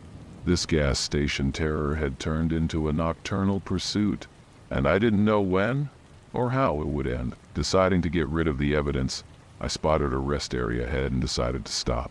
With trembling hands, I grabbed the knife, being careful not to touch the blade. I got out of the car, nervously looking around. The area was deserted, only the distant sound of cars on the highway breaking the silence. I quickly threw the knife into the dense bushes next to the parking lot, praying it would never be found. Back in the car, I took a deep breath, trying to calm my still rattled nerves. The digital clock on the dashboard showed it was almost midnight. It had only been an hour since I stopped at that gas station, but it felt like an eternity had passed. I started the engine again and headed back on the road, determined to get home as fast as I could. With every mile that took me away from that nightmare gas station, I felt some of the weight being lifted from my shoulders, but I knew the memories of that night would haunt me for a long time. Finally, I spotted the familiar lights of my town. The streets were almost empty at that hour, and every shadow still made me jump. I pulled into my garage and locked the car, rushing inside the house. It wasn't until I shut and locked the front door that I allowed myself to relax a little. I sat on the couch, trembling as the reality of what had happened started to settle in. This wasn't one of the scary stories I used to read online. It was real. It had happened to me, and I could hardly believe I had survived. I had picked up my phone, thinking about calling the police. But what would I say? That I was attacked by a scary couple at a gas station and then threw away the only evidence I had? Not to mention that I had fled the scene. I decided that, for now, I would keep this terrifying gas station experience to myself. As I prepared for a sleepless night, I promised myself that I would never again stop at a gas station at night. This nocturnal terror experience had taught me a valuable lesson about the real dangers that can lurk in the most mundane places. Looking out the window at the dark street, I couldn't help but wonder how many other true and scary gas station stories are out there untold. How many people have gone through similar experiences and kept silent, afraid of not being believed. One thing was certain: I would never view a gas station the same way again. The fear of gas stations was now deeply ingrained in me, a constant reminder of the actual horrors that can happen when we least expect them. It was a Saturday night, almost 4 in the morning, when I decided to fill up my car before heading home. The sky was pitch black, and the city streets echoed the silence of the early hours. I pulled into my usual gas station not far from my parents' house, grateful for the absence of other vehicles. As I walked towards the building to pay, I noticed a hooded figure passing by me. The short man abruptly stopped and stared at me. I felt a chill run down my spine. "What's up?" I asked, continuing on my way. He remained silent, standing still like a statue. Inside the store, I paid for the gas and bought a lottery ticket, trying to ignore the unease growing in my chest. The attendant, with deep bags under his eyes, barely looked up at me. I went back outside to start filling up, my hands trembling slightly. I looked around, noticing the ghost town that Atlanta had become at this hour. The silence was oppressive, broken only by the metallic sound of the gas pump. I finished fueling quickly, eager to leave that desolate place. I got into the car, starting the engine with a sigh of relief. That's when I heard it, a subtle noise, almost imperceptible, coming from the back seat.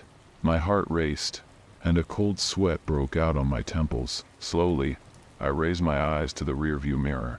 My eyes widened in horror as I saw the hooded man's face staring at me from the back seat. A scream tore from my throat, echoing inside the vehicle.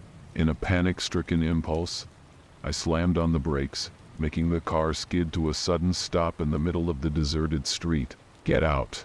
Get out of my car now!" I shouted, my body shaking uncontrollably. I flung open the doors in a desperate gesture and started screaming for help, hoping that someone in the nearby houses would hear me. "Someone help me! There's an intruder in my car." As if in response to my pleas, porch lights started to turn on, and I could hear doors opening. The hooded man hurried out of the car, his eyes flashing with anger. "I could have slit your throat," he rasped, his voice rough as sandpaper. Some people started coming out of their homes, drawn by the commotion. The intruder, realizing he was at a disadvantage, sprinted down the street, disappearing into the shadows of the early morning. I stood there, frozen, watching him vanish into the darkness. My body still trembling with adrenaline. Concerned neighbors approached, asking if I was okay. "I am now," I replied breathlessly, but there was a stranger in the back seat of my car. I briefly explained the incident, feeling the weight of the terror I had experienced. I thanked the people who came to help and decided to continue on my way home, still shaken by the incident.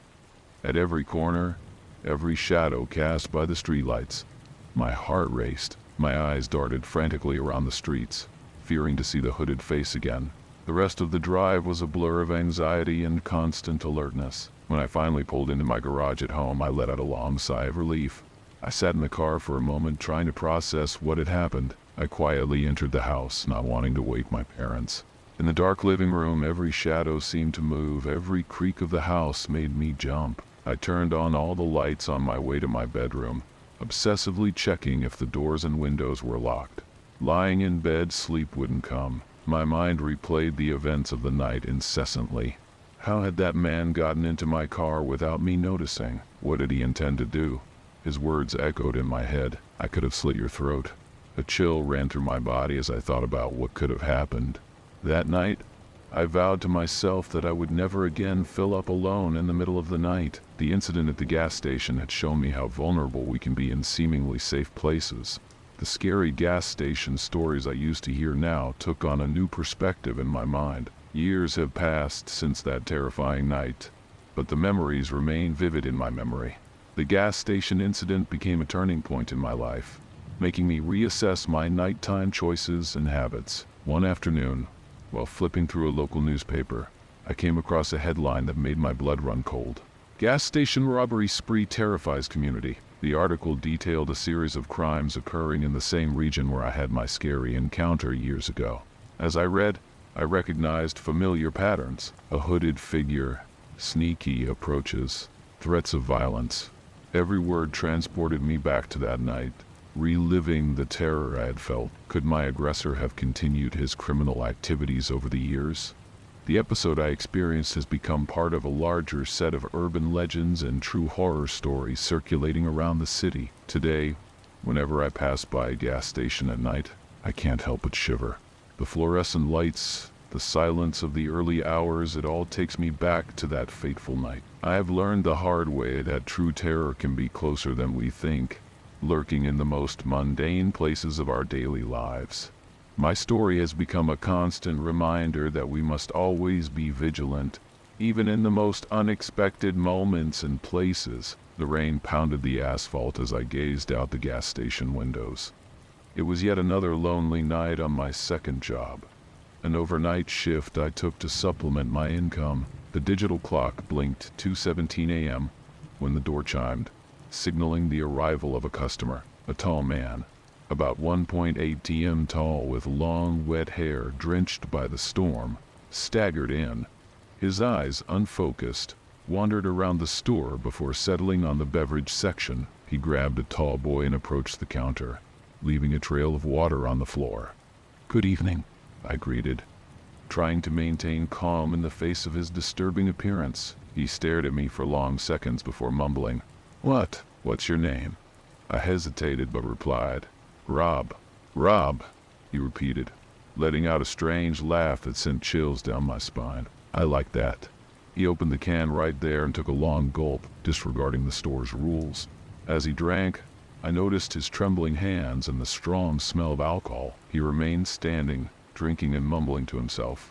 The situation made me increasingly uncomfortable. "And what's your name?" I asked, trying to break the tense silence. He took a long time to respond, as if he had to invent a name. "Bob," he finally said with a crooked smile. "Where do you work, Bob?"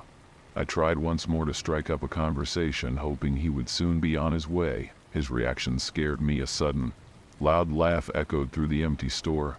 "Work!" he snarled, his face contorting with anger. "The government took everything from me." I swallowed hard, regretting my question. But then, as quickly as it had come, the fury in his eyes faded. "I like you, Rob," he said, leaning over the counter. "You seem to know what you're doing." The enigmatic comment made my stomach churn. Something told me that this night would be different from the others. And I was right, terror was only beginning. The heavy silence that followed was interrupted only by the sound of the rain pounding against the gas station windows. Bob remained there, swaying slightly, his eyes fixed on me. Suddenly, he turned and staggered towards the aisles, muttering to himself. I tried to focus on other tasks, but I couldn't take my eyes off him. His presence was like a dark cloud hanging over the store. After a few minutes, he returned to the counter, this time with a somber expression on his face. "I did something very bad," he whispered, his voice thick with emotion. My heart instantly raced. "What did you do, Bob?" I asked, dreading the answer. He leaned closer, the smell of alcohol almost suffocating me. "I need a place to hide," he mumbled, his eyes darting from side to side as if looking for invisible pursuers. Before I could react, Bob abruptly stepped back and disappeared down the corridor leading to the restrooms. I heard a door slam, and then silence. The minutes dragged on. The tension in the store was palpable. I alternated between glancing at the corridor and the front door, half expecting the police to show up at any moment. What had Bob done? Why did he need to hide? Suddenly, the lights flickered and went out, plunging the gas station into total darkness. My heart raced. With trembling hands, I grabbed the flashlight from behind the counter and pointed it down the restroom corridor. "Bob?" I called out, my voice barely audible. I didn't get a response. Slowly, I started to move towards the corridor. The restroom doors were ajar, and Bob was nowhere to be seen. I continued to the back door, my entire body tense with apprehension. That's when I heard Ida's soft dripping and the sound of wet shoes. I froze in my tracks, my blood turning cold in my veins. "Bob?" I whispered, barely able to get the words out. A sudden movement to my left made me spin around. The flashlight revealed Bob, his eyes wide and wild, his pupils dilated to the max. Before I could react, he lunged at me, screaming, "I'll kill you." Terror took over as I struggled to free myself from his grasp. Feeling his fingernails scratching my back, I managed to push him off and ran back to the front of the store, my heart pounding in my chest. This terrifying night at the gas station was far from over, and I feared what was yet to come. With my heart hammering in my chest, I ran to the front of the store. The sound of Bob's footsteps echoed behind me, mixing with the noise of the storm outside. I grabbed my raincoat and dashed out, the cold water hitting me like thousands of needles. Stumbling in the darkness, I managed to reach my car. My hands were shaking so badly I could barely hold the keys. I finally got in and locked the doors, panting. Through the fogged-up windshield, I saw Bob's silhouette at the entrance of the gas station, his distorted figure blurred by the torrential rain. With trembling fingers, I dialed 911. "Emergency, what's your problem?" The dispatcher's voice sounded distant amid the roar of the storm. "Please help," I stammered. "I'm at the gas station on Main Street. There's a man. He tried to attack me, and I think he did something terrible." "Stay calm, sir. The police are on their way. Are you in a safe place?" "Yes, I'm in my car, but he's out there. He said he did something very bad."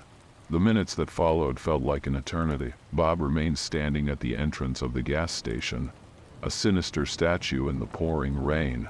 The rain eased and I could see his contorted face twisted with anger and despair. Finally, I heard the sirens. 2 police cars emerged on the road, their lights cutting through the darkness. Bob backed away into the gas station. The officers approached cautiously, weapons drawn. I got out of the car, trembling, and quickly explained the situation.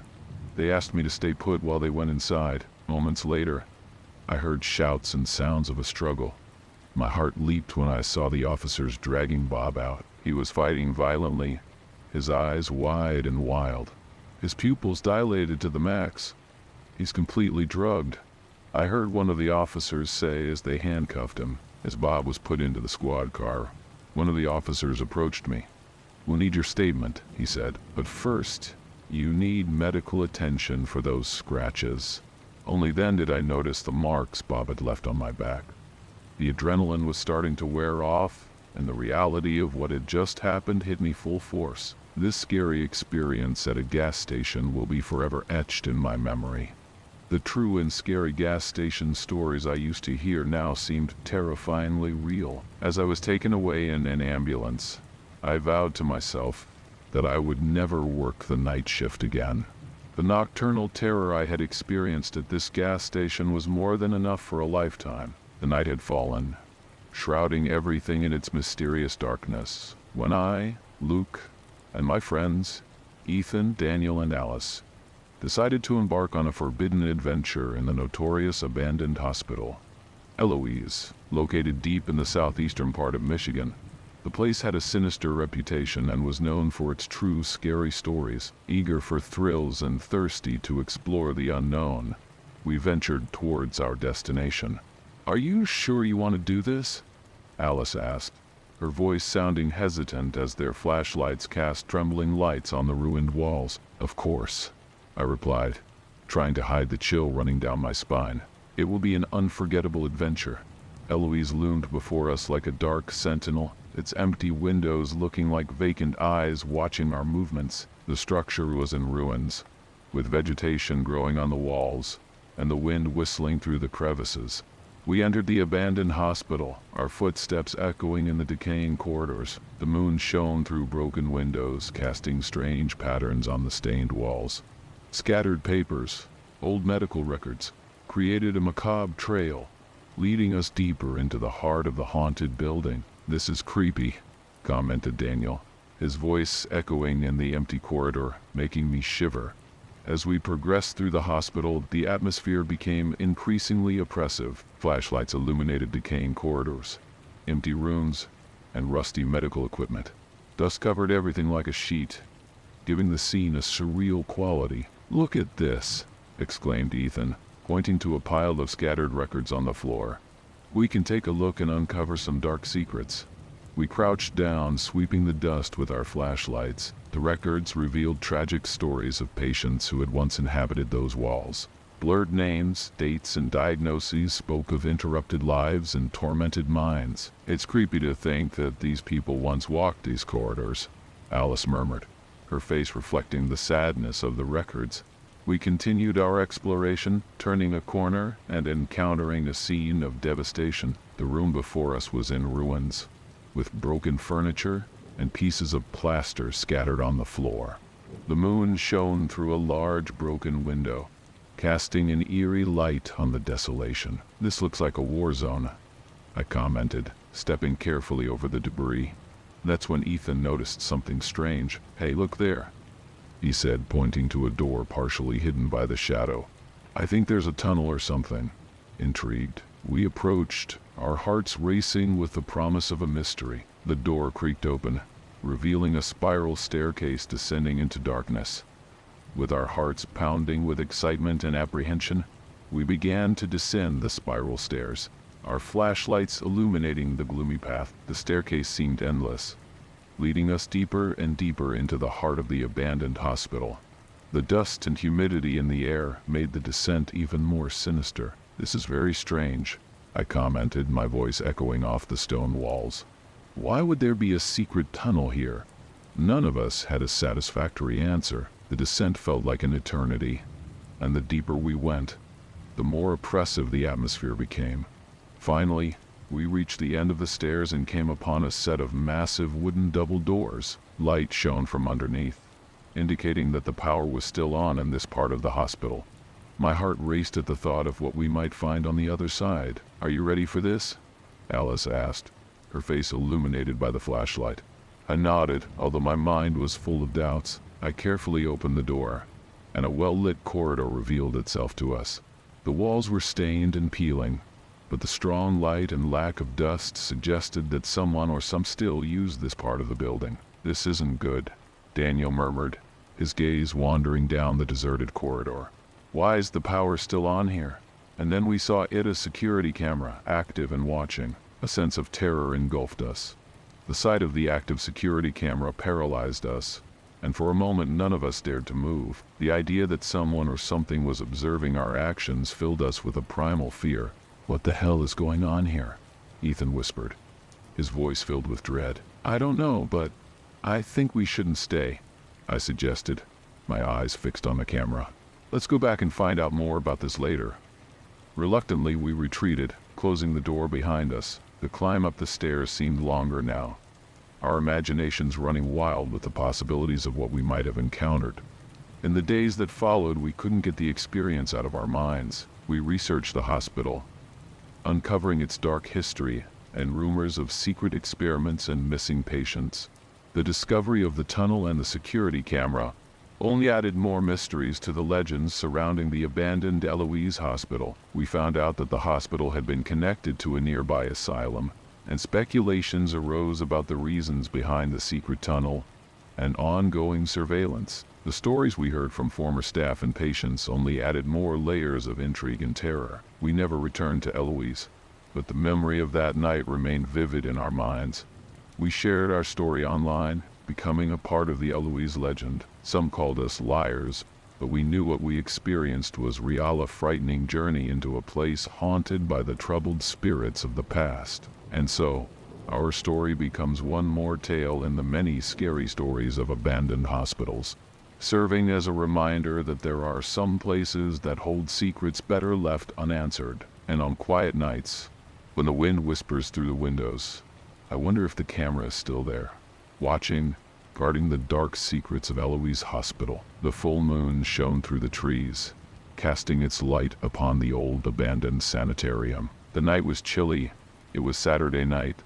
10:40 marked the clock, and a low-lying fog enveloped the surroundings, adding an air of mystery to the already spine-chilling scene. I walked reluctantly towards the main entrance of the abandoned psychiatric hospital, wrapping my coat tighter around me. My name is Sarah, and I was about to embark on an adventure that would stir the deepest fears within me. "Can't we just turn back and leave?" My friend Rachel's voice sounded nervous in the chilly night air. I have a bad feeling about this.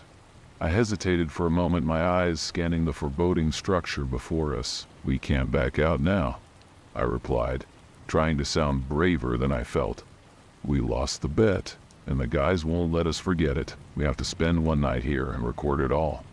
I could see the nervousness in her eyes, mirroring my own fears.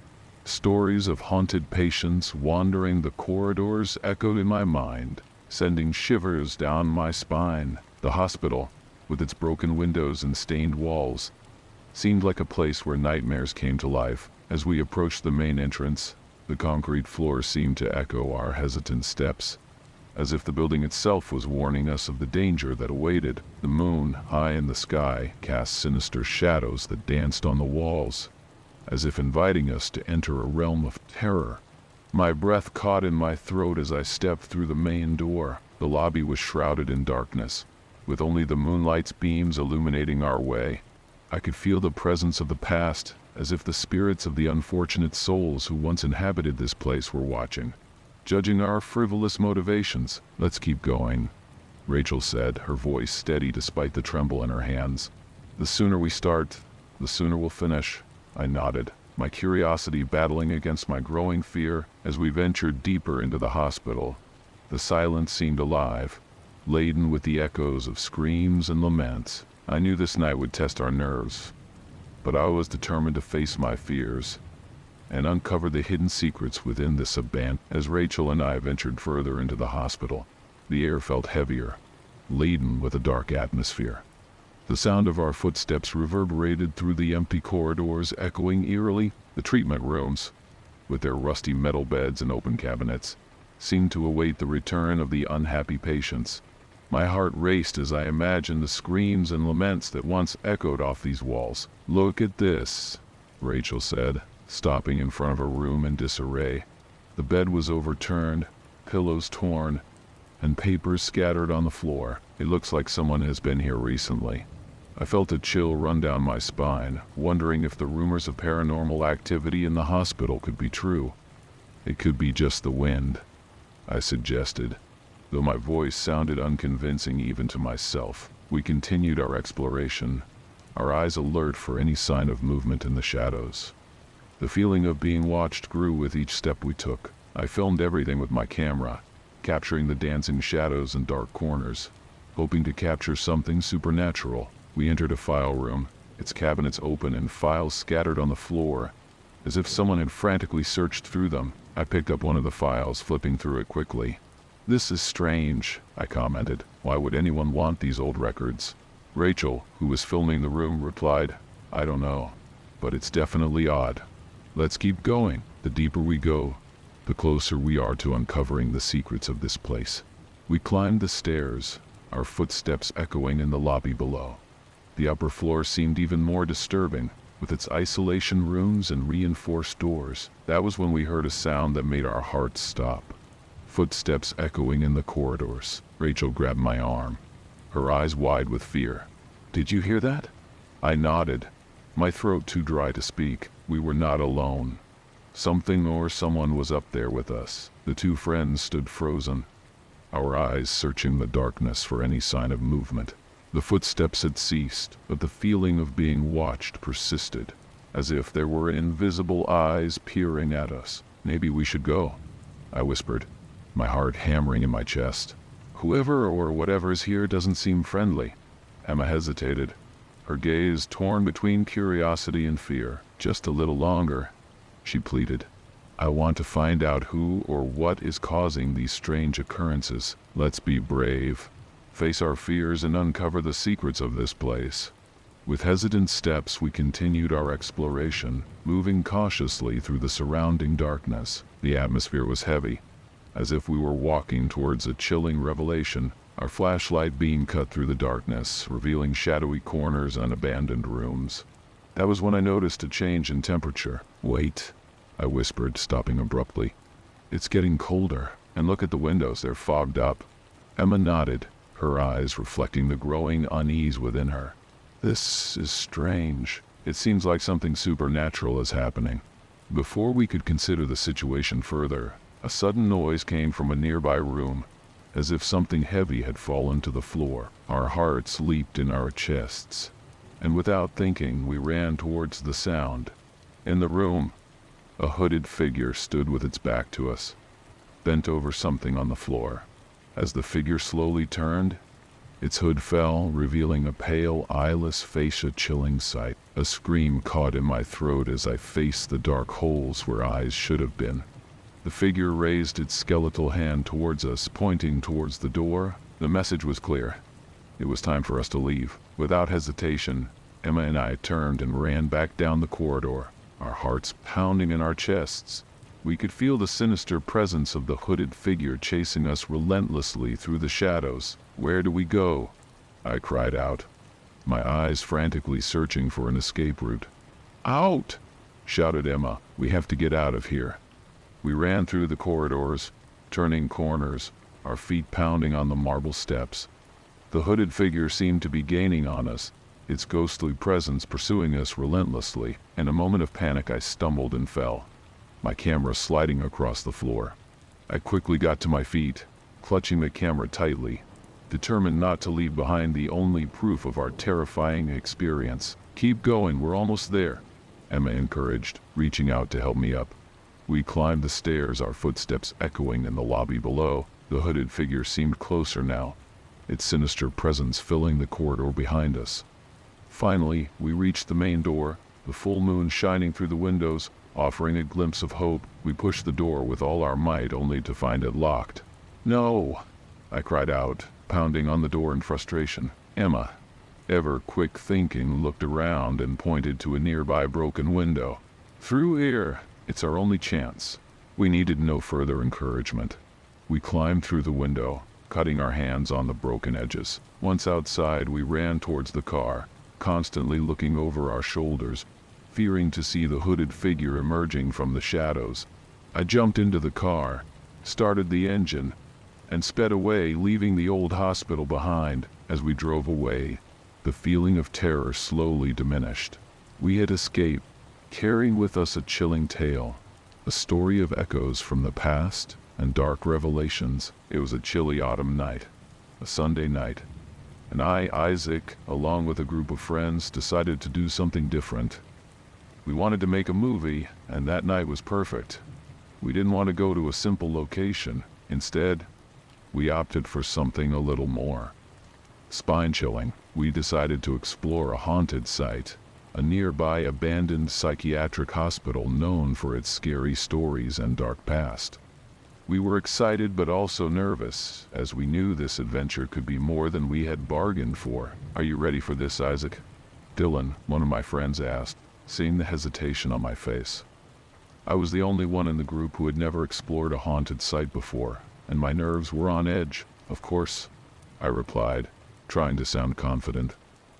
"Let's go. I'm just picturing the kind of scary abandoned hospital stories we'll be able to tell afterward."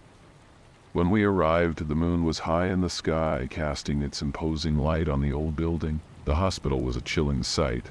With its broken windows and ivy-covered walls, we could feel the history of the place, the weight of its dark past.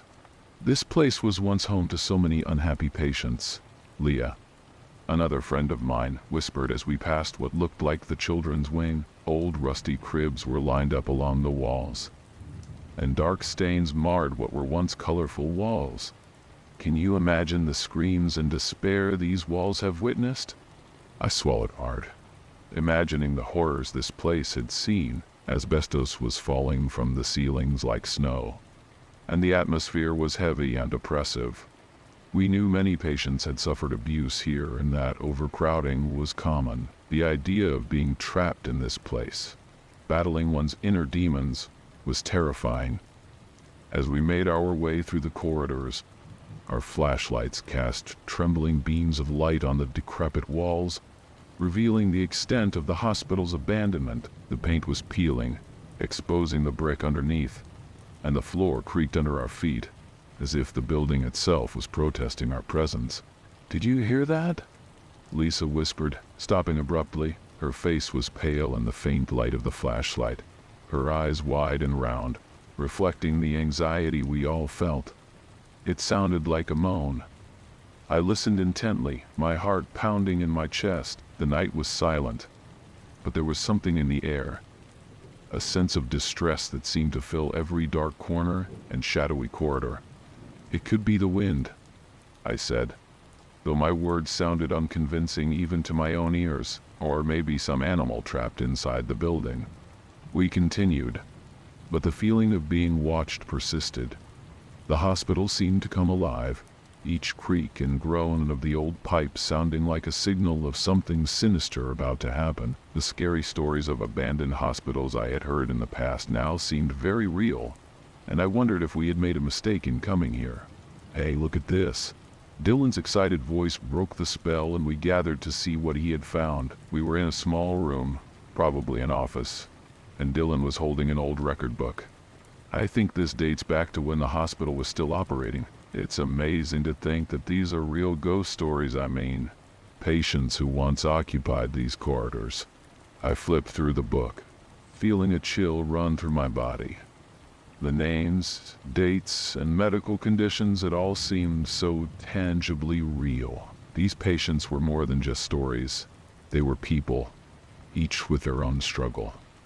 "It's creepy to think that we could have been patients here," Leah murmured, her eyes scanning the yellowed pages, especially considering how easy it was to be confined in a place like this back then.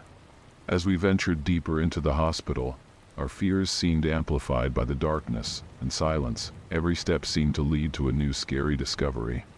From rusty, abandoned medical equipment to locked rooms hiding dark secrets. "I can't take this anymore," Lisa burst out, stopping suddenly. "This is too scary. I feel like there's a presence here. I can't quite explain it." I looked around, feeling a chill run down my spine. The sense of a hidden presence was overwhelming, as if we were intruding on sacred ground, profaning the secrets of the hospital. "Let's keep going," Dylan said, his voice sounding braver than he actually was. "We're just letting our imaginations get the better of us. Remember, these are just nighttime horror stories. There's nothing here but us and maybe some rats." We continued our exploration, but I couldn't shake off the sense of unease. The hospital seemed to have a life of its own, each shadow and corner hiding a threat that seemed imminent. The smell of mold and decay filled my nostrils, and I found myself imagining the patient's screams echoing through the corridors. "Hey, look here, what is this?" I called out, shining my light on a door partially hidden by ivy. "I think this might be an entrance to the basement. Maybe this is where we'll find the paranormal hospital stories we were looking for." My friend's eyes widened with excitement, and together we pushed through the overgrowth. Beyond the door, a spiral staircase led downward into the unknown darkness. We descended the stairs cautiously, the darkness seeming to envelop our senses. The air was cold and damp, and the sound of our footsteps echoed off the concrete walls. As we progressed, the sense of distress intensified, as if we were approaching the heart of the hospital's secrets. "I don't like it here," Leah whispered, her voice echoing in the confined space. "I feel like something terrible is about to happen." I swallowed hard, sensing unseen eyes upon me. The darkness seemed to pulse around us, as if it were alive. "Let's keep going," Dylan said, his voice trembling slightly. "We're almost at the bottom." When we reached the last step, a large room opened up before us. Our flashlights revealed a space filled with old rusty medical equipment, hospital beds, and locked cabinets. The air was heavy and oppressive, as if carrying the weight of past experiences.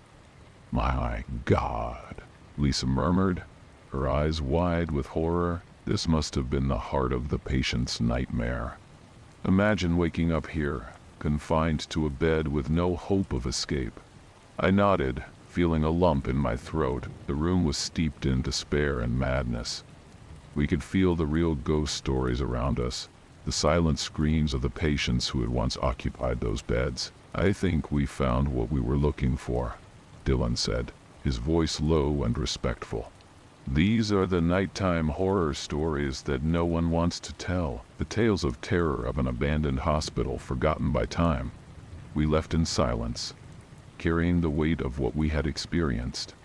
As the moonlight bathed our faces, I felt a sense of clarity. The hospital may have been abandoned, but the stories it housed would continue to live on, a somber reminder of the fragility of the human mind and the horrors that can arise in the darkness. Darkness fell upon us as the wind whistled through the rusted structures of the old amusement park.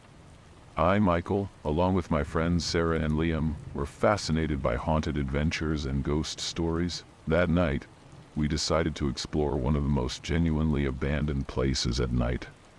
The Old City Amusement Park, known for its dark legends and chilling tales. The main gate was locked, but Liam, always prepared, found an opening in the fence.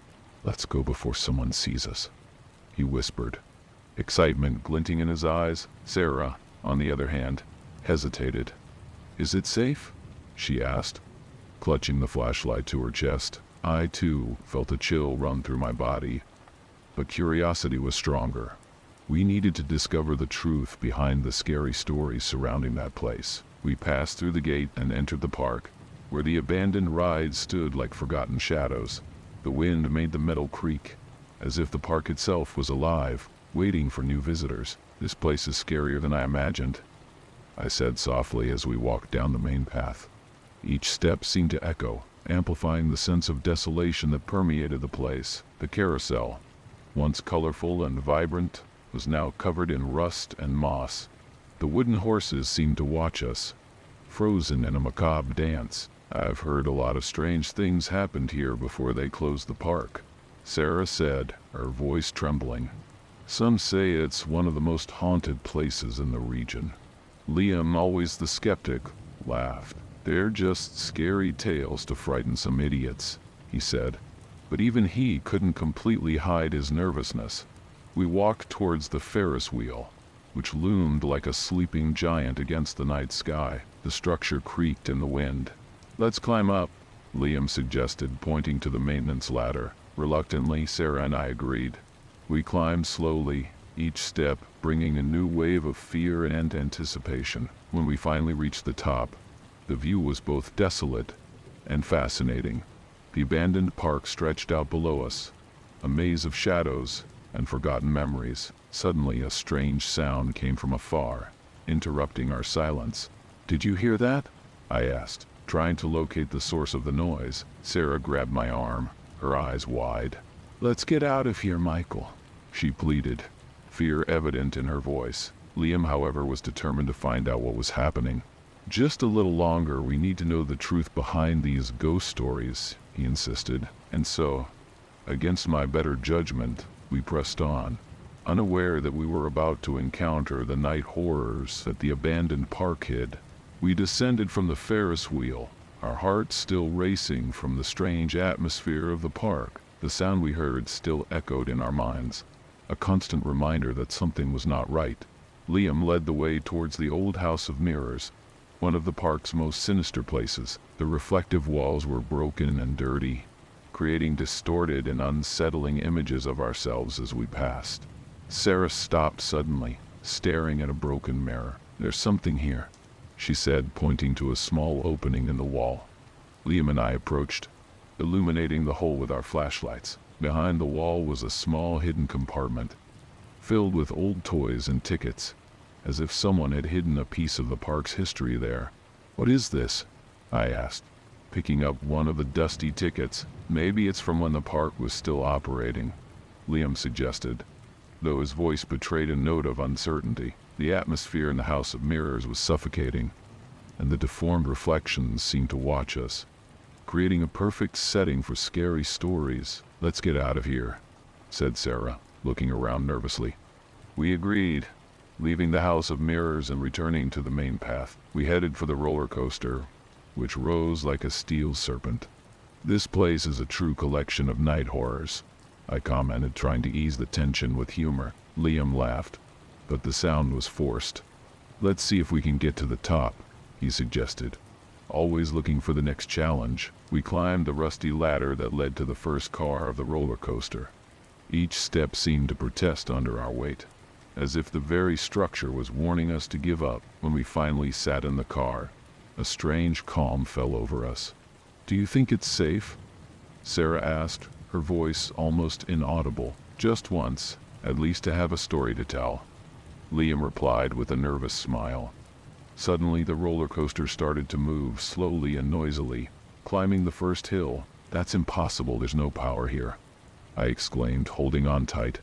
Sarah screamed, and Liam tried to stay calm, but the fear was real. As we climbed, the park turned into a blur of shadows and distant lights. Adrenaline pulsed through our veins, and each second seemed eternal. Finally, we reached the top, and the car stopped, swaying slightly. We looked down the abandoned park stretching in all directions. The view was both magnificent and terrifying, a true setting for mysterious encounters. "What's happening?" I asked. "I don't know, but we need to get out of here," Liam replied, trying to stay calm. And so, with our hearts beating wildly, we prepared to descend the roller coaster and face the night horrors waiting for us below. With our hearts pounding, we descended the roller coaster and continued on the main path. The feeling that something was wrong was undeniable. Liam, always the fearless leader, pointed to the old haunted house, one of the park's most infamous attractions. "If we're going to find out what's happening here, we need to go in there," he said, with determination. Sarah looked at me, her eyes full of fear. "Michael, I really think we should leave," she pleaded, but curiosity and the need to understand the truth behind these ghost stories were too strong to ignore. "Just one more place, Sarah. I promise after this we'll leave," I said, trying to comfort her. She nodded reluctantly, and we headed towards the haunted house. The door to the house was ajar, creaking ominously as we pushed it open. The interior was even more terrifying than the exterior. The corridors were narrow and dark, decorated with dusty props and cobwebs. "Let's stay together," I suggested, as our steps echoed on the wooden floor. With each step, the air seemed to grow heavier, and a sense of despair enveloped us. Suddenly, a strange sound echoed down the corridor, like a distant cry. Sarah grabbed my arm tightly. "What was that?" she whispered, her eyes wide. Liam shone his flashlight down the corridor, but we couldn't see anything. "Probably an old sound effect, activated by some movement," he said, trying to sound rational. But we all knew that something else was at play. We continued walking deeper into the haunted house. We passed rooms decorated with grotesque figures and macabre scenes, each more disturbing than the last. "This place is a true temple of scary tales," I commented, trying to keep the humor, but fear gripped me. Finally, we reached a large room in the center of the house. In the middle of the floor was a circle drawn with strange symbols, like an altar for some ancient ritual. "What the hell is this?" Liam asked, cautiously approaching. Sarah started crying, fear finally overtaking us. "We need to get out of here now," she pleaded, her voice trembling. But before we could react, a loud, piercing sound filled the room, like a scream of agony. The floor began to shake, and the lights flickered frantically. "Run!" I shouted, pulling Sarah towards the exit. Liam was right behind, but the house seemed to have a life of its own, as if trying to keep us trapped inside. We ran without looking back, our hearts pounding wildly as we escaped the night horrors of that place. We bolted from the haunted house, adrenaline coursing through our veins. The park, with its sinister structures, seemed to want to swallow us whole. "To the car, quickly!" I shouted, gripping Sarah's hand tightly. Liam was right behind, breathless but determined to get out of that hellish place. We ran down the main path, past the rusted carousel and the Ferris wheel, which now seemed even more threatening. The wind blew harder, as if the park itself was trying to prevent us from leaving. Every sound, every shadow amplified our fears, turning the park into a true labyrinth of mysterious and paranormal encounters. Finally, we saw the main gate. The car was exactly where we left it, a sight that brought some relief. "Get in, quickly," Liam said, unlocking the doors with trembling hands. Sarah and I threw ourselves into the back seat while Liam struggled to start the engine. The park seemed to pulse around us, like a dark, malevolent heart. "Come on, Liam, quickly," I pleaded, looking back, expecting to see something terrible chasing us. The engine finally roared to life, and Liam sped off, skidding on the dirt as we left the park behind. The sense of relief was immediate, but the fear still clung to us with sharp claws. "What was that?" I asked, trying to catch my breath. Sarah was silently crying, clinging to me, while Liam kept his eyes fixed on the road. "I don't know, but I don't want to go back to find out," he replied, his voice grim. We drove in silence down the deserted road, leaving the park and its dark legends behind. The silence in the car was overwhelming, each of us lost in thoughts about the night horrors we had witnessed. Finally, Liam broke the silence. "I guess some ghost stories are real after all," he said with a nervous smile. Sarah let out a shaky laugh, but the fear still lingered. We arrived home, and without a word, we parted ways, each going to our own room. The weight of the night was upon us, and we knew it would be hard to sleep. I lay in bed, still hearing the sounds and seeing the shadows of the park in my mind.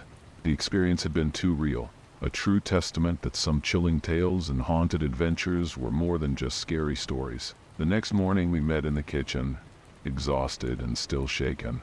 "What do we do now?" Sarah asked, her voice still trembling. Liam and I exchanged a look.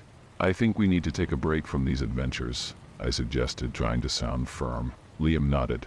"I agree. Let's stay away from abandoned places at night for a while," he said, with a sad smile. And so we decided that our searches for night horrors and mysterious encounters were over, at least for now. That night showed us that some dark legends are based on something real, something that can't be explained or confronted. And that truth was enough to keep us away from abandoned amusement parks and any place where shadows dance and dark secrets lurk, waiting for new unsuspecting adventurers. My name is Jack, and I've always been a skeptic when it comes to ghost stories. One night, my friends Mark and Lauren challenged me to visit one of the allegedly true haunted abandoned places at night. They claimed it would be one of the most terrifying paranormal adventures one could experience. I accepted the challenge with a smile, certain that I would walk away laughing at the scary stories they often told. We arrived at the old sanitarium at 10 p.m. The building, in ruins, exuded an aura of decay and oblivion. Lauren, with a flashlight in hand, led the way while Mark documented everything with his camera. "Let's go in before I change my mind," Lauren joked, trying to disguise her nervousness. The ghost stories and spine-chilling tales of that place made every step echo in our minds like a dark warning. Inside the sanitarium, the air was heavy and damp. The walls, covered in graffiti and moss, seemed to whisper eerie legends of past patients. "Look, this wing was for the most dangerous patients," said Mark, pointing to an ajar door. Lauren and I exchanged a complice glance before moving forward. Little did we know that we were about to dive into the nocturnal horrors that the place held. We explored the dark corridors, each room revealing fragments of the past. In one of them we found old rusty beds and hospital gowns scattered on the floor. "Imagine how many scary stories these corridors have witnessed," Lauren whispered, visibly disturbed. I laughed, but my laughter quickly died on my lips as I heard a distant, almost imperceptible sound of something dragging. "Did you hear that?" I asked, trying to hide my unease. Mark and Lauren nodded, the tension in the air becoming palpable. We decided to move on, convinced that it was just the wind. But as we progressed, the sound repeated, louder and closer. Amid the mysterious encounters we expected, we were unprepared to confront our own fears so closely. The sound became clearer, a constant rhythmic dragging that reverberated through the corridors. We stopped in front of a large double door, apparently the entrance to the dining hall. Mark slowly opened the door, the wood creaking under the pressure. The room was dark, except for the beam of light from Lauren's flashlight. The silence was so dense that we could almost hear our own hearts beating. We entered the dining hall, where tables and chairs were overturned, covered in dust and cobwebs. "This place is truly one of the most real haunted abandoned places I've ever seen," commented Mark, trying to relieve the tension with his enthusiasm for haunted adventures. But something was different there. The air felt heavier, and an oppressive sensation enveloped us. Suddenly, Lauren's flashlight flickered and went out. We were plunged into complete darkness, our eyes struggling to adjust to the pitch-black surroundings. "Damn, the battery died," she murmured, Mark took out his phone, using the faint light to guide us. It was then that we heard the dragging sound again. But this time it was coming from inside the dining hall. A chill ran down my spine, and I felt that all three of us shared the same inexplicable fear. "We need to get out of here," Mark said, his voice trembling. We agreed, but as we turned to leave, the door slammed shut behind us. We stood paralyzed for a moment, panic beginning to set in. "Who did that?" I asked, although I knew none of us had an answer. Lauren tried to open the door, but it was locked. We were trapped in the heart of one of the most terrifying haunted places. We started looking for another way out, but the dragging sound continued, now seeming to come from all directions. The darkness and silence only made things worse. These scary stories always seemed exaggerated, but now... Lauren whispered, her voice faltering. The reality of being trapped in a place so steeped in ghost stories and paranormal phenomena began to weigh on us. We were living through our own nocturnal horrors, and with each step, the feeling that something was terribly wrong only intensified. With each failed attempt to find an exit, desperation began to take hold. "Mark, keep filming. We need some proof if we make it out of here," I whispered, trying to maintain my composure. He nodded, but I could see the terror in his eyes. Lauren visibly trembled, clinging to whatever courage she had left. As we explored a side room, we came across an old medicine cabinet. Its door was slightly ajar, and as we approached, we again heard the dragging sound. But this time it was accompanied by a faint whisper, almost imperceptible, echoing through the corridors. "This is insane. We need to focus," said Mark, trying to sound rational. But the truth was that we were being consumed by our own fears, every sound and shadow amplifying our paranoia. Suddenly, Lauren found a partially open window. "Here, maybe we can get out this way," she exclaimed with a glimmer of hope. Mark and I rushed to her, but as we tried to fully open the window, it jammed. As we struggled, the dragging sound drew closer, and the whispers became clearer, indecipherable words laden with despair. Then Mark turned, the camera focused on something in the corridor. "Are you seeing this?" he asked, his voice hoarse. Lauren and I looked and saw an indistinct figure, a shadow that seemed to float. "This is impossible," I muttered, my heart racing. The figure slowly approached, and a wave of panic made us redouble our efforts to open the window. Every second felt like an eternity, every sound amplifying the spine-chilling tales we had always scoffed at. Finally, the window gave way a little, and Lauren managed to squeeze through, followed by Mark. When it was my turn, I looked back one last time, and saw that the figure had stopped, just a few meters away from us. Its eyes, empty and penetrating, seemed to see right through me. With a final push, I climbed out the window, falling to the ground outside. We got up and ran, not daring to look back, our footsteps echoing like a cry of freedom against the nocturnal horrors we left behind. We were free, but forever marked by the mysterious encounters of that night. Since I was a child, I've always been fascinated by scary stories and haunted adventures, but that day was forever etched in my memory. My friend Colin shared this same passion. When he invited me to explore an abandoned factory outside the city, I couldn't refuse. "Dude, this is going to be one of our most amazing adventures," he exclaimed, his eyes sparkling with excitement. Although the idea of haunted places scared me, my curiosity won out. That night we met up at 10 o'clock. Colin was brimming with enthusiasm, carrying a flashlight and a backpack filled with equipment. "This is where the best ghost stories are born, Mike," he said. I was a bit nervous, but I convinced myself that there was nothing truly frightening about spine-chilling tales or eerie legends. After all, they were just stories, right? The factory was a true monument to desolation. Large broken windows, walls covered in graffiti, and a silence that seemed to swallow all surrounding sounds. "Welcome to the real abandoned places at night," said Colin with a mischievous smile. The wind whistled through the crevices, creating a macabre symphony that heightened the tension. We ventured inside, lighting our way with our flashlights. echoed through the vast, empty hall. The floor was littered with debris and pieces of rusty machinery.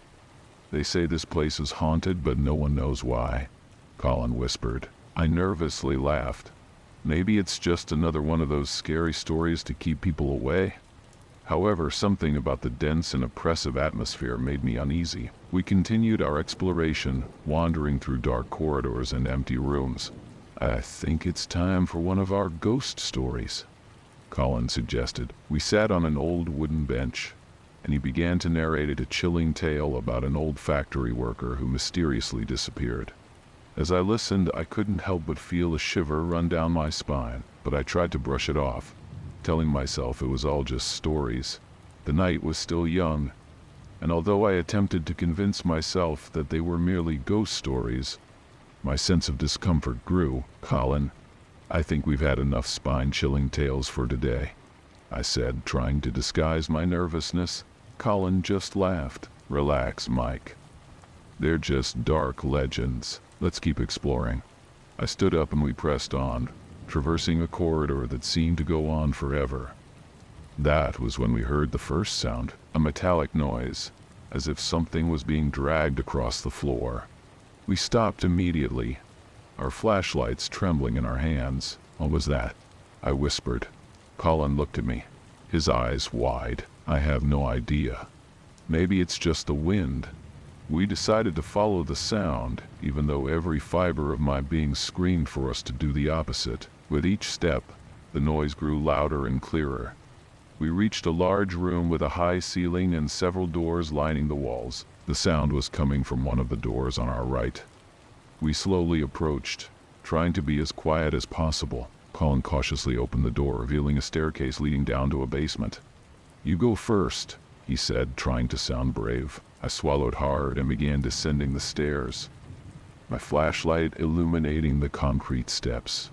The air was colder down there, and the smell of mold was strong. When we reached the bottom, the sound had ceased. I looked around, trying to locate the source of the noise, but all I saw was darkness. "Maybe it was our imagination," I suggested, trying to ease the tension. But before Colin could respond, a piercing scream reverberated through the basement, a human scream, filled with terror. We ran back towards the stairs, but the door at the top slammed shut with a loud bang. We were trapped in the dark, our hearts pounding. "Someone is playing a trick on us," said Colin, trying to maintain his composure. "It's a prank." Colin's heavy breathing beside me was the only sound I could hear. I forced myself to think rationally, searching for a way out of this situation. "Let's try to open the door," I suggested, my voice shaking. We climbed the stairs, and Colin pushed the door with all his might. It didn't budge. "Damn it," he exclaimed. "We're stuck here." Just then we heard footsteps, slow and deliberate. They echoed through the basement, drawing closer with each moment. "Who's there?" Colin shouted, pointing his flashlight into the darkness. There was no response, only the footsteps, steadily approaching. My hands were sweating, and my heart felt like it was going to burst. The haunted adventures we had sought had turned into a real-life nightmare. Suddenly, a man emerged from the shadows. His face was partially covered by a dirty mask, and he held an iron bar in his hand. "What are you doing here?" he asked, his voice deep and menacing. Colin and I exchanged glances, unsure how to respond. "We came to explore. We thought the place was abandoned," Colin said, trying to sound calm. The man laughed, a dry and bitter sound. "Abandoned? This place is my home." He took a step forward, and we could see that his eyes were filled with anger and desperation. "You shouldn't be here. Now you will pay for it." I felt panic wash over me. This wasn't just some mysterious encounter. We were dealing with someone who wasn't in their right mind. We tried to argue, explaining that we meant no harm, but he wouldn't listen. He advanced towards us, raising the iron bar. It was then that I realized we had to fight for our survival. Colin lunged at him, attempting to disarm him. The struggle was chaotic and desperate, with screams and the sound of metal clashing against concrete. Amidst the chaos, I managed to grab the flashlight and strike the man's head, rendering him unconscious. "We need to get out of here," Colin panted. We ran back towards the stairs, and this time we were able to open the door. We quickly ascended, leaving the nocturnal horror behind.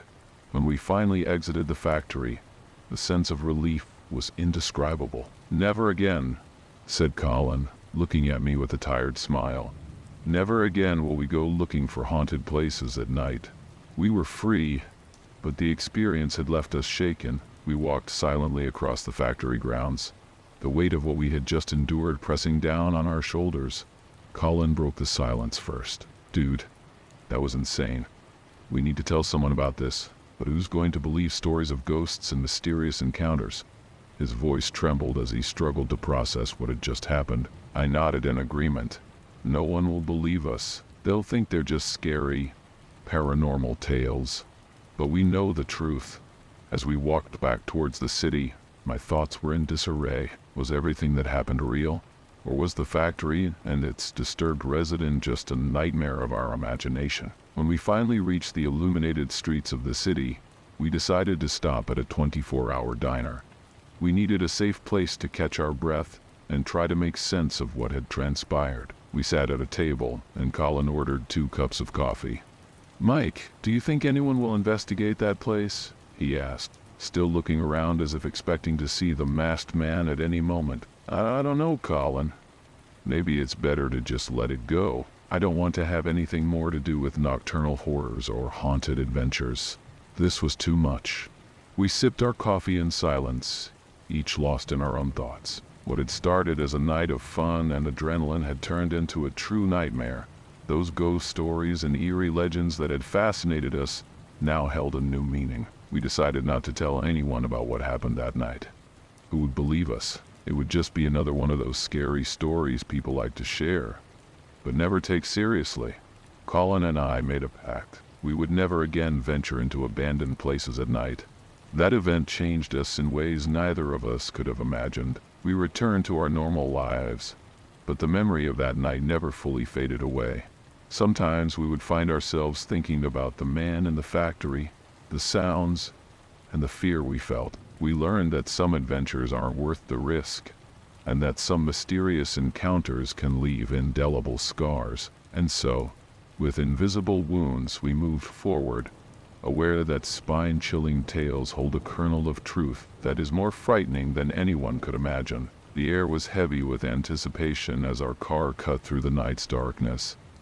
Heading towards Cairo, Tristan, Ryan, and I had heard stories about this semi-ghost town in the Midwest, and curiosity had finally driven us to explore it on that Memorial Day weekend. The headlights illuminated the empty road, surrounded by vast fields of corn stretching to the horizon.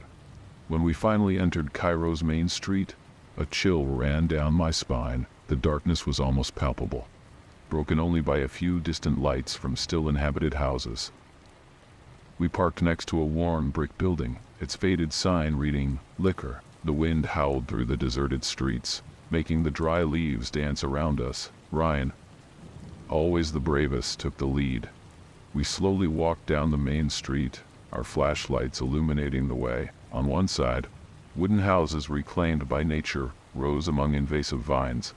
On the other, old shops lined up like silent sentinels of a forgotten era. That's when we saw a building that stood out in the desolate landscape. It was an old theater, its ornate facade contrasting with the decay around it. A rusted sign still hung, proclaiming Gem Theater. Next to it, an empty ticket booth seemed to wait for customers who would never come again. "Let's go in," Tristan whispered, his voice barely audible over the rustling leaves. Without hesitation, we approached a broken window and, one by one, climbed into the dark belly of the abandoned theater. The smell of mold and decay hit us immediately, making my stomach churn. Our flashlights barely illuminated the debris-covered floor, casting dancing shadows on the peeling walls. As we ventured further into the Gem Theater's lobby, the wooden floorboards creaked under our feet, echoing through the empty structure. The air was heavy, laden with untold stories and forgotten memories. Ryan, always the most curious, froze suddenly, his eyes wide with fear. "Do you guys hear that?"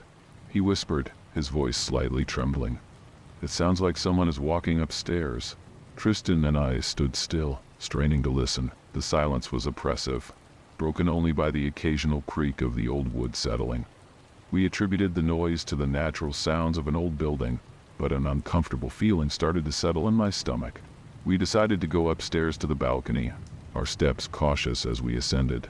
Up there we had a panoramic view of the auditorium. Dusty rows of seats faced an abandoned stage, like a ghostly audience forever waiting for the show to begin.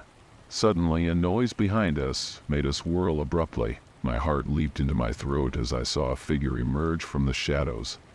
It was a man, his face partially hidden by a scraggly beard, his eyes shining in the darkness. But what really chilled me was what he held, a small revolver pointed directly at us.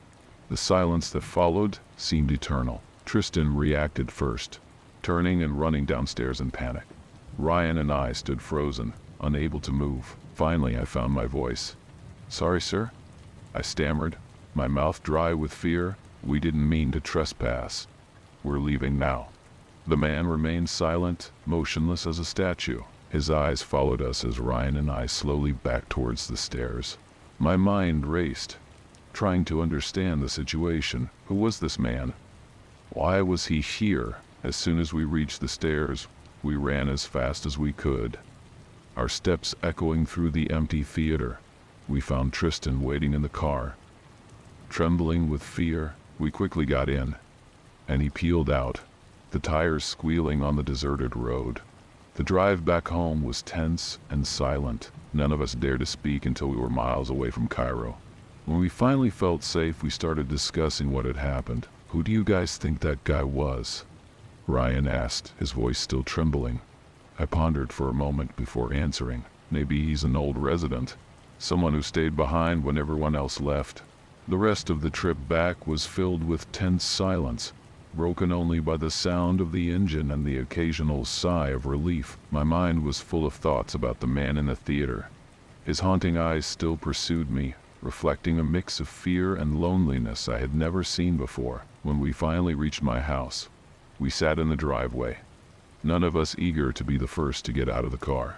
It was Tristan who finally broke the silence. "Dude, that was crazy," he said, his voice still slightly trembling. "I'm never going to an abandoned place again." Ryan nodded in agreement. "I can't even believe what happened. That guy could have killed us." I leaned back in the seat, letting out a long sigh. You know, the more I think about it, the more I wonder about his story.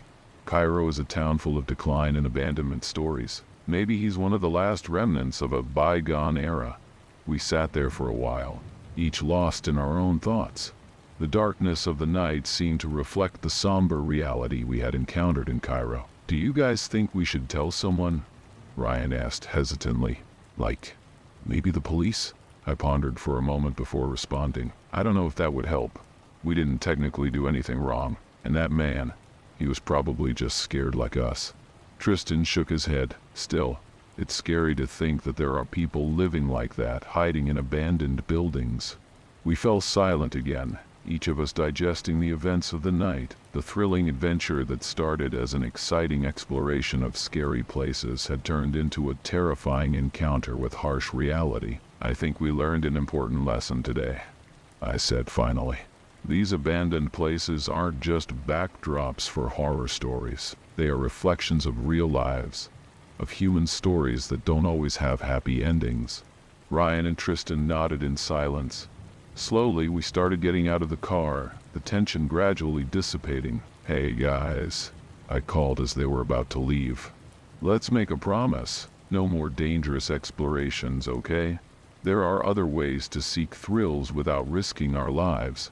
They readily agreed, and we parted ways with quick hugs, each eager to return to the safety of our homes. As I stepped inside, I couldn't help but cast one last glance at the dark street. The night in Cairo had shown us a side of the world we preferred to ignore, a side filled with scary places and terrifying stories, but also with real people struggling in difficult circumstances. That night, lying in bed, I knew that the memories of that haunting adventure in the Gem Theater would stay with me for a long time. It was a vivid reminder that sometimes The most impactful horror stories are those based on the harsh realities of life. The relentless rain pounded against my windshield, reducing visibility to almost zero. I, Ethan Cooper, was on the 4th day of my cross-country trip to Maine, navigating the winding roads of Pennsylvania. My fuel was running low, and my stomach twisted with anxiety as each passing mile brought no sign of a gas station. Then, like an oasis in the desert, I spotted a small station hidden among the trees. I could barely contain my relief as I pulled up next to the rusted pumps. However, my joy was short-lived. Both pumps were broken, refusing to release a single drop of fuel. Frustrated, I turned my attention to the adjacent building. A faint, flickering light emanated from within, offering a glimmer of hope. Maybe there's someone inside who can help, I thought, ignoring the voice in the back of my mind screaming that something wasn't right. I approached the fogged-up door, my steps echoing in the sepulchral silence that enveloped the place. The creak of the door as I opened it sent shivers down my spine. The interior of the store was a scene of destruction and abandonment. Toppled shelves, scattered products on the dusty floor. Everything indicated that the place had been deserted for years. A single light bulb hung from the ceiling in the back of the store, casting grotesque shadows on the peeling walls. The air was thick with the pungent odor of mold and decay. My heart raced, and a sense of dread began to settle in my chest. This was not a place to be alone at night. I swallowed hard, feeling my throat tighten with growing fear. Common sense finally overrode my desperate need for help. The rain continued to fall, now mixed with a dense fog that seemed to engulf everything around me.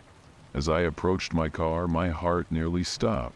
A shadowy figure stood next to the vehicle, completely drenched, his eyes fixed on the fogged-up windows. Terror gripped me, and before I could stop myself, a scream escaped my lips. "Hey, who's there?"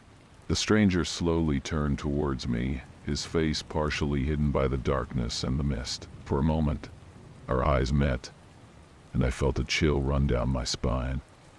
Then, to my horror, his eyes shifted to something behind me, towards the abandoned store. Instinctively, I turned to look. There, standing at the entrance of the store, was a man, his long black hair stuck to his pale face, and his eyes had a terrifying gleam that paralyzed me for a moment. Without warning, he started running towards me, his movements quick and determined.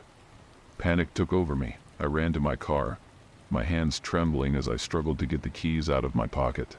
I managed to open the door and jump inside, but not before hearing the heavy footsteps rapidly approaching. The black-haired man reached my car, his hand slamming against the window as I turned the key in the ignition. The engine roared to life, and I floored it. As the car sped away, I heard a horrible sound of metal being scraped. Through the rearview mirror, I saw the man holding a knife, the blade sliding along the side of my vehicle as I pulled away. My heart was pounding wildly as I drove down the dark road, the exhaust fumes mixing with the mist. My fingers clutched the steering wheel so tightly that my knuckles turned white. Adrenaline coursed through my veins as I blindly drove down the dark road, the rain pounding against the windshield. My mind was in turmoil, filled with images of the drenched stranger and his terrifying gaze. The car started sputtering and my heart sank. Fuel. In my haste to escape, I had completely forgotten that the tank was almost empty.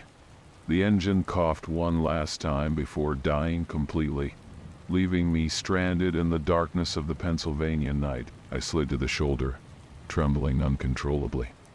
The sudden silence was deafening, broken only by the sound of rain beating against the car roof. I nervously glanced over my shoulder, half expecting to see the mysterious stranger emerge from the fog at any moment. With trembling hands, I grabbed my cell phone. To my relief, there was a signal. I quickly dialed the emergency services, my voice shaking as I reported my approximate location and the terrifying events at the abandoned gas station. The wait for help felt like an eternity. Every shadow on the road, every sound from the surrounding forest made me flinch. Images of the abandoned station, the soaked stranger next to my car, and the man with the knife kept flashing through my mind.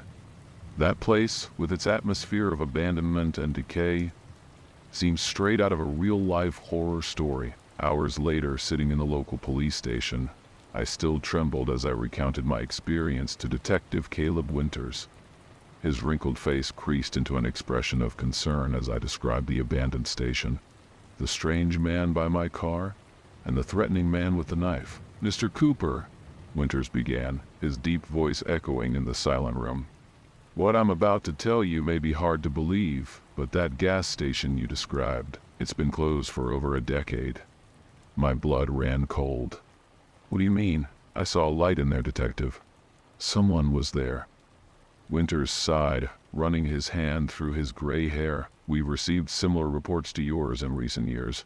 Solitary travelers, rainy nights, a station that seems to be operational, but when we investigate we find only ruins." I swallowed hard, feeling a chill run down my spine. "And what about the man, the one with the knife?" The detective hesitated for a moment. "There was an incident years ago. The station owner, well, he went crazy. He attacked some customers before disappearing into the woods. He was never found." My mind spun with these revelations. The abandoned station, the mysterious man, it all seemed like something out of a scary tale, but it was terrifyingly real. "Mr. Cooper," Winters continued, his tone softer now, "you were very lucky to escape. Not everyone has been so fortunate." I left the station that night with more questions than answers. As I drove to the nearest hotel, I couldn't stop thinking about what could have happened if I hadn't fled. The road ahead seemed darker, each curve potentially hiding disturbing secrets. That night in Pennsylvania will forever be etched in my memory. A vivid reminder that sometimes the scariest stories are not just campfire tales, but lived experiences that haunt us long after they're over. The abandoned gas station, lost in the night's mist, remains a mystery, a dark chapter in the history of that region, waiting to terrorize the next unsuspecting traveler who ventures onto its lonely roads. The sun was setting on the horizon when Chris, my college buddy, mentioned a place he wanted to check out. His eyes sparkled with a mix of excitement and apprehension as he described a cluster of abandoned houses in the forest. Something in his voice made me hesitate, but the adrenaline of adventure spoke louder. "Come on, Jake," he insisted. "It'll be fun." I nodded, remembering our past explorations in college. We grabbed our flashlights and set off, the forest swallowing the last traces of daylight. The trail was narrow and winding, tree branches reaching out like bony fingers trying to grasp us. The silence was oppressive, broken only by the sound of our footsteps and labored breaths. After an hour of hiking, we spotted a cluster of houses in the distance. As we approached, I noticed the buildings weren't as old as I expected. The modern siding contrasted with their air of abandonment. A gravel road snaked between the residences, as if a community had tried to flourish there.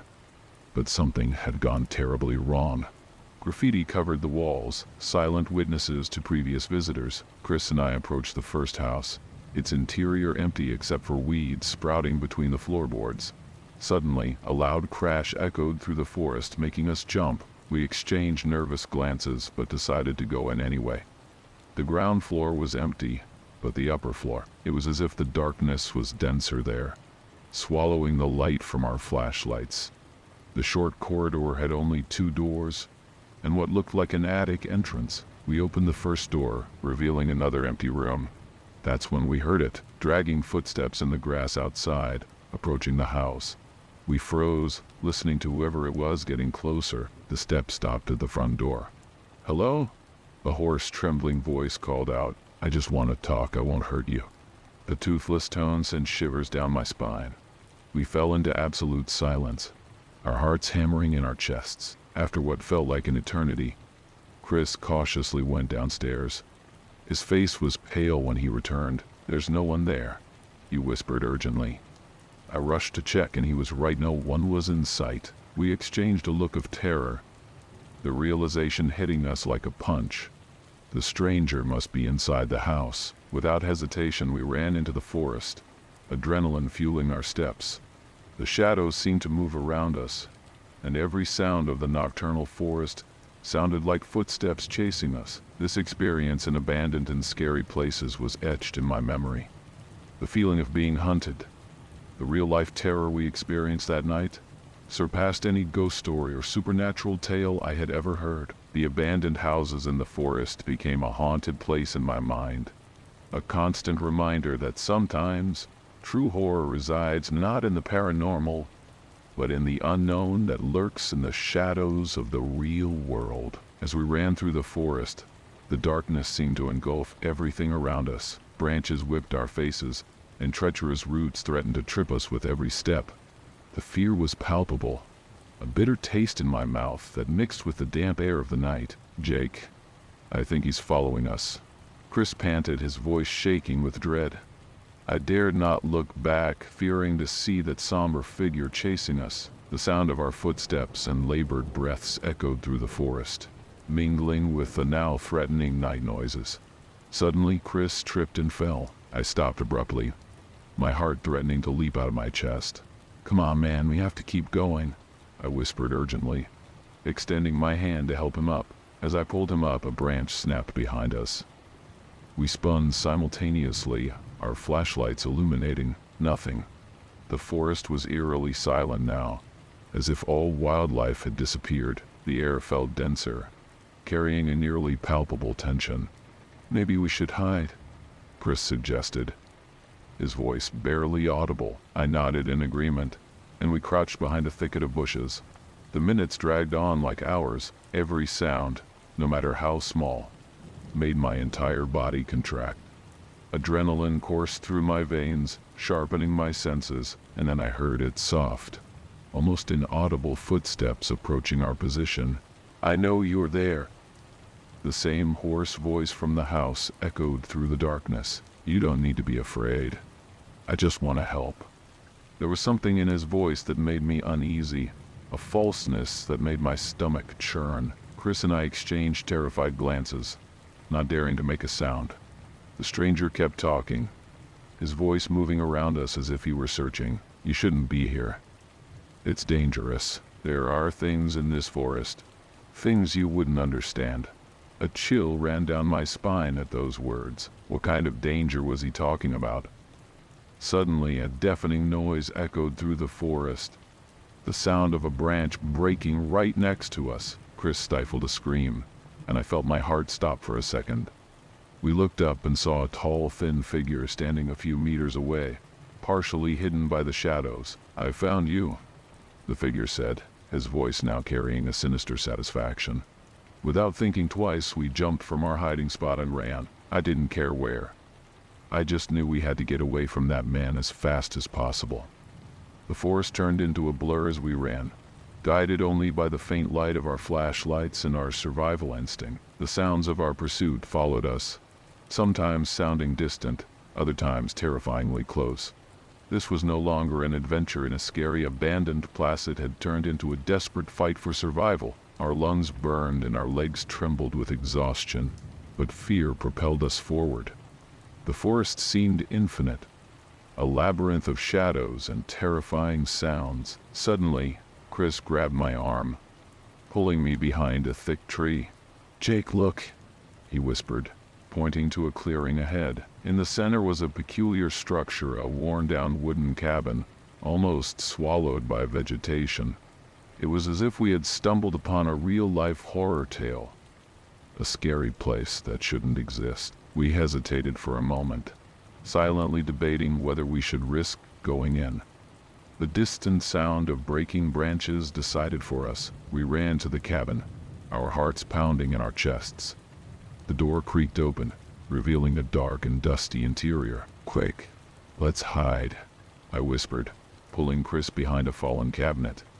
The musty, decomposing smell was suffocating, but we dared not make a sound. We stayed there, motionless, listening intently for any sign of our pursuer. The minutes dragged on. The silence was broken only by the sound of our ragged breathing and the occasional creak of old wood. Then, we heard it, slow, deliberate footsteps approaching the cabin. "I know you're in there," the hoarse voice called out, making my blood run cold. "You don't need to make this harder than it needs to be." The door slowly opened, its rusty hinges squealing. Chris grabbed my hand, his eyes wide with terror. I could feel his body trembling next to mine.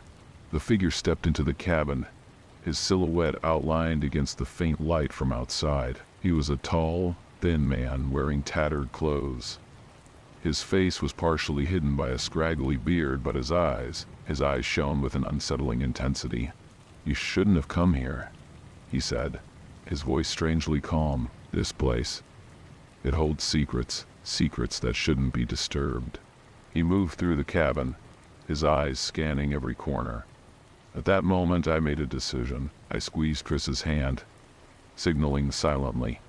When the man turned, we jumped from our hiding spot. Chris ran for the door while I grabbed a loose board from the floor. The stranger turned, surprised. "Wait!" he shouted, but it was too late. I swung the board with all my might, hitting him on the shoulder. He stumbled back, crying out in pain and surprise. We didn't wait to see what would happen next. We ran out of the cabin, back into the darkness of the forest. The sound of our escape echoed in the night, mixing with the furious screams of the man behind us. "Over there," Chris shouted, pointing to a dimly lit trail.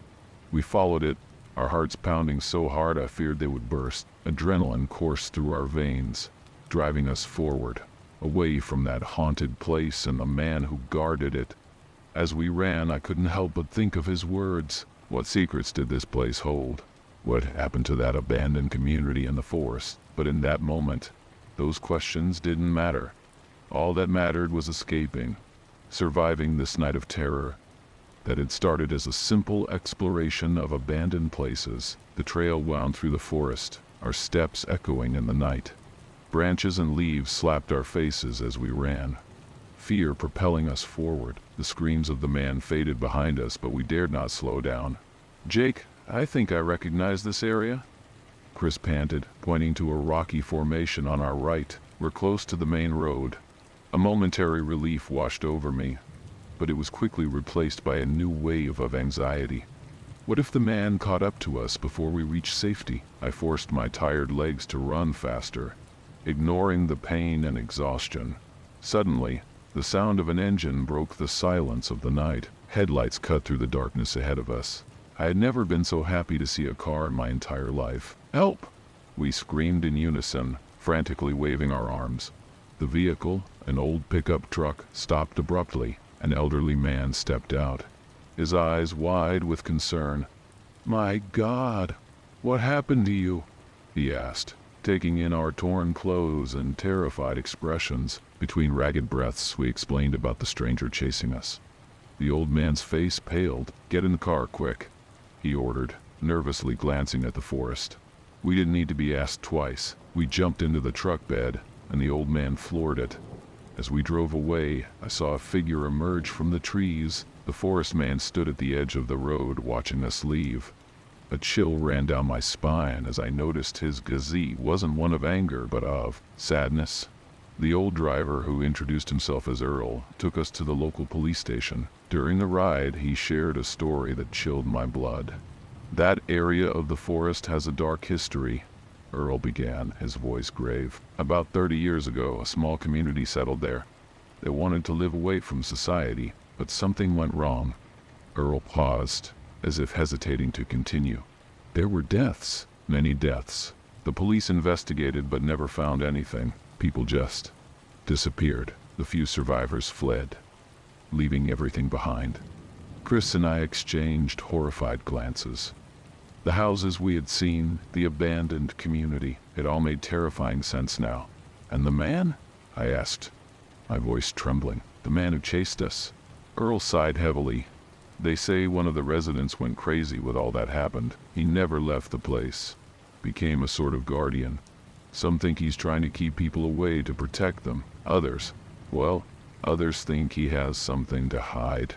We arrived at the police station, where we gave our statements. The police promised to investigate, but something told me they wouldn't find anything. That place, that man, they were like ghosts, echoes of a terrible past that refused to be forgotten. As Chris and I bid farewell the next morning, vowing to never explore abandoned places again, I couldn't help but look back at the distant forest, wondering about the other dark secrets it held. If you enjoyed the video you just watched, you won't want to miss this next one. Click now and I'll see you there.